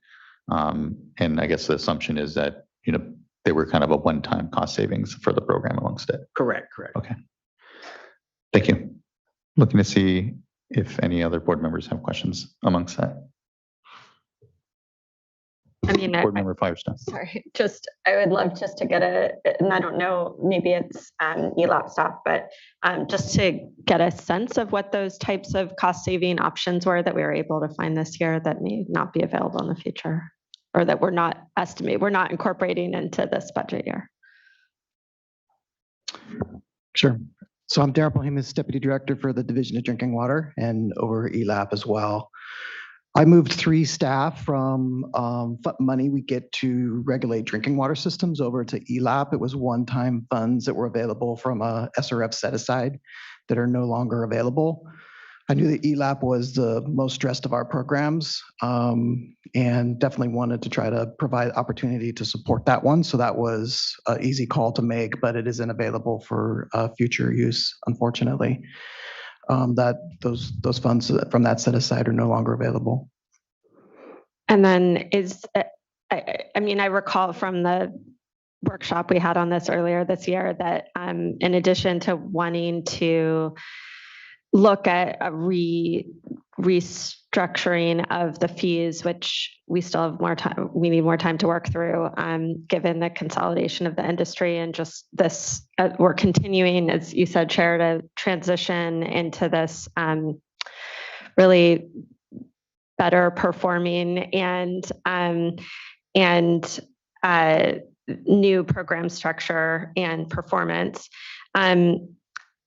So we're still in that process, but I guess I think one of the things that was discussed is just that we do want to look for ways that maybe because this has been such a priority and so much work to get up to this point, at some point looking at, okay, is there a way of now understanding the actual costs with this more mature program that could reduce the need for certain costs or staffing that we had originally designed. And I don't think, my sense is from the last discussion is we're not there yet. We're still in the process of doing all the, going through this transition, but and evaluating that. But I just want to get a sense from you on how you're looking at that, because I hear that as the other big question. Yeah, definitely. So I think we can all agree that the fee structure needs to be changed. It's not working for the lab community. It doesn't work for us in supporting them. So I think we're certainly agreeing to that aspect of it. I do want to kind of recall for folks that when we were contemplating the new regulations in the T&I and allowing third-party assessors, that at that time, the alternative was to increase ELAP staff by about 25 PYs in order to meet the workload that was there. So that was a huge cost-saving step for our staff. Of course, it's still a cost for labs because they have to hire third-party assessors, but it did allow us to keep the program small, and through our adjustments, we have been able to catch up on our assessments. And, I feel like we're right sized now, but I also committed to being a public servant and proving that we can look at the data and make sure we present that in a way that people can understand where that's at. and try to compare ourselves to other programs. And the other part that I think we're really proud of is the fact that we have an enforcement program, and a lot of accreditation programs throughout the other states don't have as vigorous one. And that has been proving itself, I think, by the work that they've done. It's kind of self-demonstrated the importance of that. So it's a good conversation to continue having. We're definitely open to working with the LTAC and the community and trying to find it. And there's another limitation we should all contemplate as well, which is that, right now under statute, ELAP has to be funded by fees from the labs only. And they are a support group for all of the dischargers and all of the water systems throughout the state of California. And we have to have an ELAP to maintain primacy under the Safe Drinking Water Act. So they're an essential component. The lab community is an essential component to maintaining that. And there certainly could be an argument made that, some funding from those that are benefiting, the dischargers and the water system, water community as well, should somehow mix into the funding formula. Lots of discussion to have on how all of that could work out. Those are a bunch of possibilities going forward. And I kind of look forward to going through them all. I think we all agree that they all need to be kind of analyzed and looked forward there. I think there's also opportunity as well to bring in some of the other board's priorities. Certainly, we appreciate having labs at small municipal wastewater systems. There's some benefit, and so that could be structured into the fees. And I think there's also opportunity to really look at where labs are representing in disadvantaged communities and areas of the state, and that could be factored in. And we don't have any of those factored into our fees for ELAP right now, like we do some of our other programs. So the sky's the limit on understanding where we can go.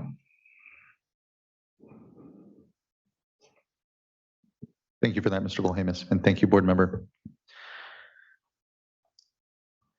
I believe we have one more commenter, actually. I just took note, Mr. Jared Voskel.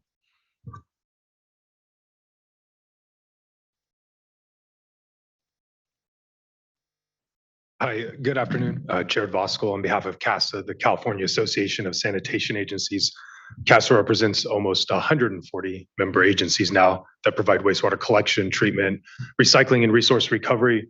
This is a perennial issue for the board. I'm really used to this cycle now, and in a lot of the dialogues, right where Darren left off in terms of how are the programs funded is kind of where we've left it, and really more need for fiscal appropriation from the state. Otherwise, it goes to the fee payers. But to that end, I wanted to thank staff. I feel like they've been especially responsive this year to explaining where these fees have come from. When you have $3 million in revenue and a $4.5 million budget, that shortfall tends to be derived from the labs dropping out, which we've discussed before. And that's not done. And so I recognize there's still a process. We need to kind of wait to see where the dust settles. But as we went through the process this year, we were very appreciative of of ELAP reaching out to stakeholders, reaching out to LTAC to get their perspective on how to develop the fee. And I think where obviously, it's not the best situation of a fee increase, but in terms of some of the items that were proposed in terms of requirements for tracking or restructuring the entire fee this year, we were very appreciative of ELAP listening to the comments from all stakeholders, including our members, to delay that just a little bit longer so we could get a grip on it. But also, I think that really is a positive development and bodes well for our work going forward, because this is going to be a big challenge in determining how to do it. The cost savings measures that David mentioned, I definitely want to recognize those, because these fee increases would have been much sharper if we hadn't had those in place, even if it's a one-off. And I also appreciated seeing on the charts not just the percentages. It's easy to hold up a large percentage and say the sky's falling, but when you see the dollar amount paired with that, you realize some of this is manageable.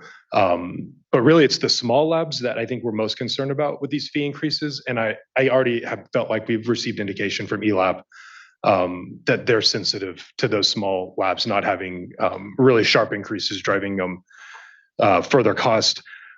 But in some ways, the fee's a red herring for those small labs, because the real issue is the staff they need to hire to maintain compliance. And so there's some extra costs that aren't really caught, but that's one of these things we're mindful of, ultimately with an eye towards capacity. And I think it's also important in this conversation just to recognize what ELAP staff shared in May when they did their annual update, which was capacity hasn't been impacted. And so even if we're seeing labs go down, if we don't have that capacity dynamic, then maybe this is the part where the field's evolving. And so we're watching it. But again, I just am appreciative to ELAB staff for hearing the comments we made in August. Our analyst, Spencer Sachs, delivered those in writing.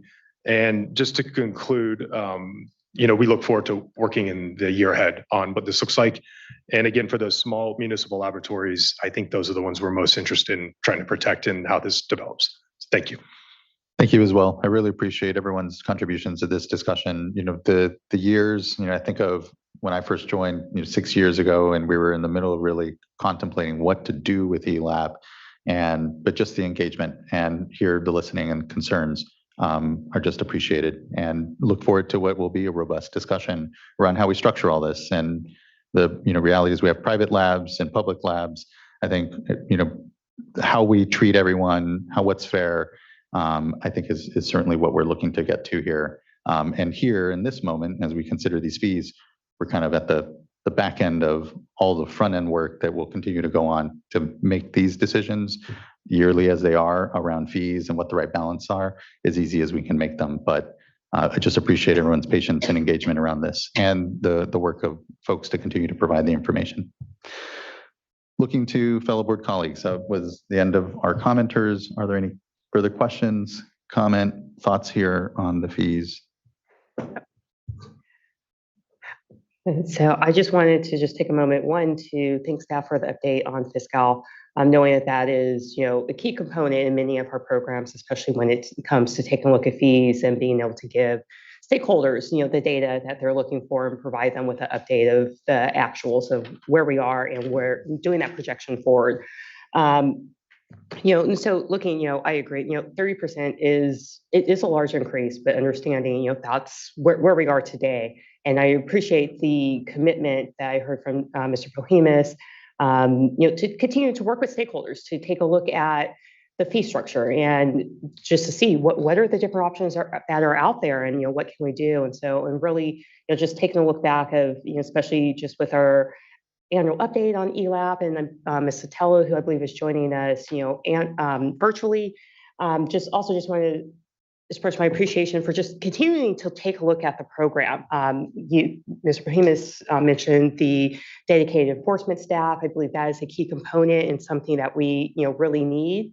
And making sure that we have key staff and key positions to really make sure that we have a strong program, that we're implementing it and that we're enforcing it so that we do get the data that we all want to have and we continue to move forward.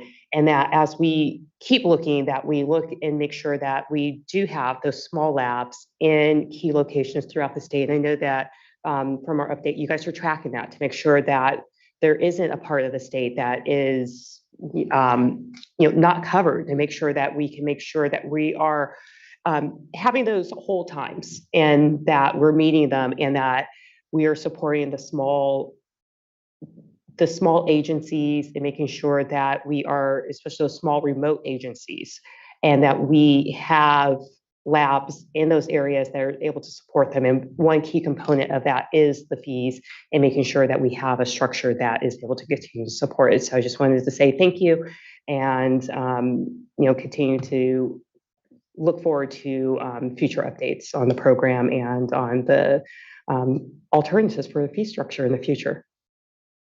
If there's no other comments, Just a brief comment. So yeah, thank you for the discussion today. I really appreciate it. And the stakeholder comments on this. It's tough every time you come in and with a double-digit percentage fee increase. It's not an easy pill to swallow for anyone. Just the optics of it are difficult. And then when I think about it, and this discussion today has really helped solidify this in my mind, it's really the full cost of compliance on so many of these issues. It's the fee, but it's the fee plus the third-party assessment costs. It's the fee plus that, plus the T&I compliance costs if that small lab has to hire additional staffing or make other investments and what have you. So it really is an additive exercise. And so understanding how that has evolved over the last few years and what those cost pressures are on the small labs. And, the ones that want to remain in business and remain solvent, frankly, and figuring out, are there ways that we can help support that for the geographical distribution of labs, but also just for, small municipal labs and others that just want to remain providing that resource to the regulated community. I think it's important. So thank you for the commitment to continue this discussion, to look at a fee structure. Let's get something done here for next year, if at all possible. I realize there's some data challenges and limitations there, but maybe there's other tweaks or different ways to approach it that won't require that same level of information. So again, thank you. I'm comfortable with the recommendation for today, but with that commitment and expectation that next year we'll be looking at this from a little bit of a different lens. Thank you, board members. Anything further? I think we're ready to entertain our motion. I'll make a motion to adopt item 8. I'll second. Thank you. Ms. Tyler, can you please call a roll call vote? Board Member Morgan. Aye. Board Member McGuire. Aye. Board Member Firestone. Aye. Chair Esquivel. Aye. Thank you. Thank you as well. The vote is unanimous and the fees are adopted. Again, appreciate everyone's work and looking forward to further discussion on the ELAP. That now brings us to our next fees discussion on the water quality program. And look again to Mr. Ceccarelli. Good afternoon. Before we get to this item, I wanted to mention that there was a change sheet. Number 1 was distributed on September 14th to correct the regulation text that was posted on September 8th by deleting the duplicate section 2200 subdivision C for confined animal facilities and replacing it with the proposed revisions for section 2200.7 for cannabis cultivation, which was inadvertently omitted. The change sheet also deleted the last sentence in the cannabis cultivation section of the agenda item, which originally stated that all applicable surcharges will remain unchanged for fiscal year 23-24. And again, that was distributed on September 14th. So we are here to present an item for the consideration of proposed resolution adopting emergency regulations, revising the core water quality regulatory fee schedules. Next slide, please. And joining me today is Cassandra White, branch manager, and also Phil Wiles from the Office of Chief Counsel. Next slide, please. So the presentation, we're going to talk about the stakeholder outreach. We'll talk about the waste discharge permit fund cost drivers, the waste discharge permit program budget detail, percentage fee changes by program, a look at the 5-year fee adjustments by program, proposed fee changes that staff's proposing, feedback received, and then of course, questions at the end. Next slide, please. Again, all meetings held via Zoom and webcast. We had 3 general stakeholder meetings. One was on March 9th, one was on June 12th, and one was on August 3rd. At each of these meetings, we talked about, of course, in each of these meetings are aligned with the iterations of the governor's budgets. There was discussions on budget cost drivers, including BCPs, proposed fee adjustments to meet our budgetary expenditures, overview of the fund condition, and any fee method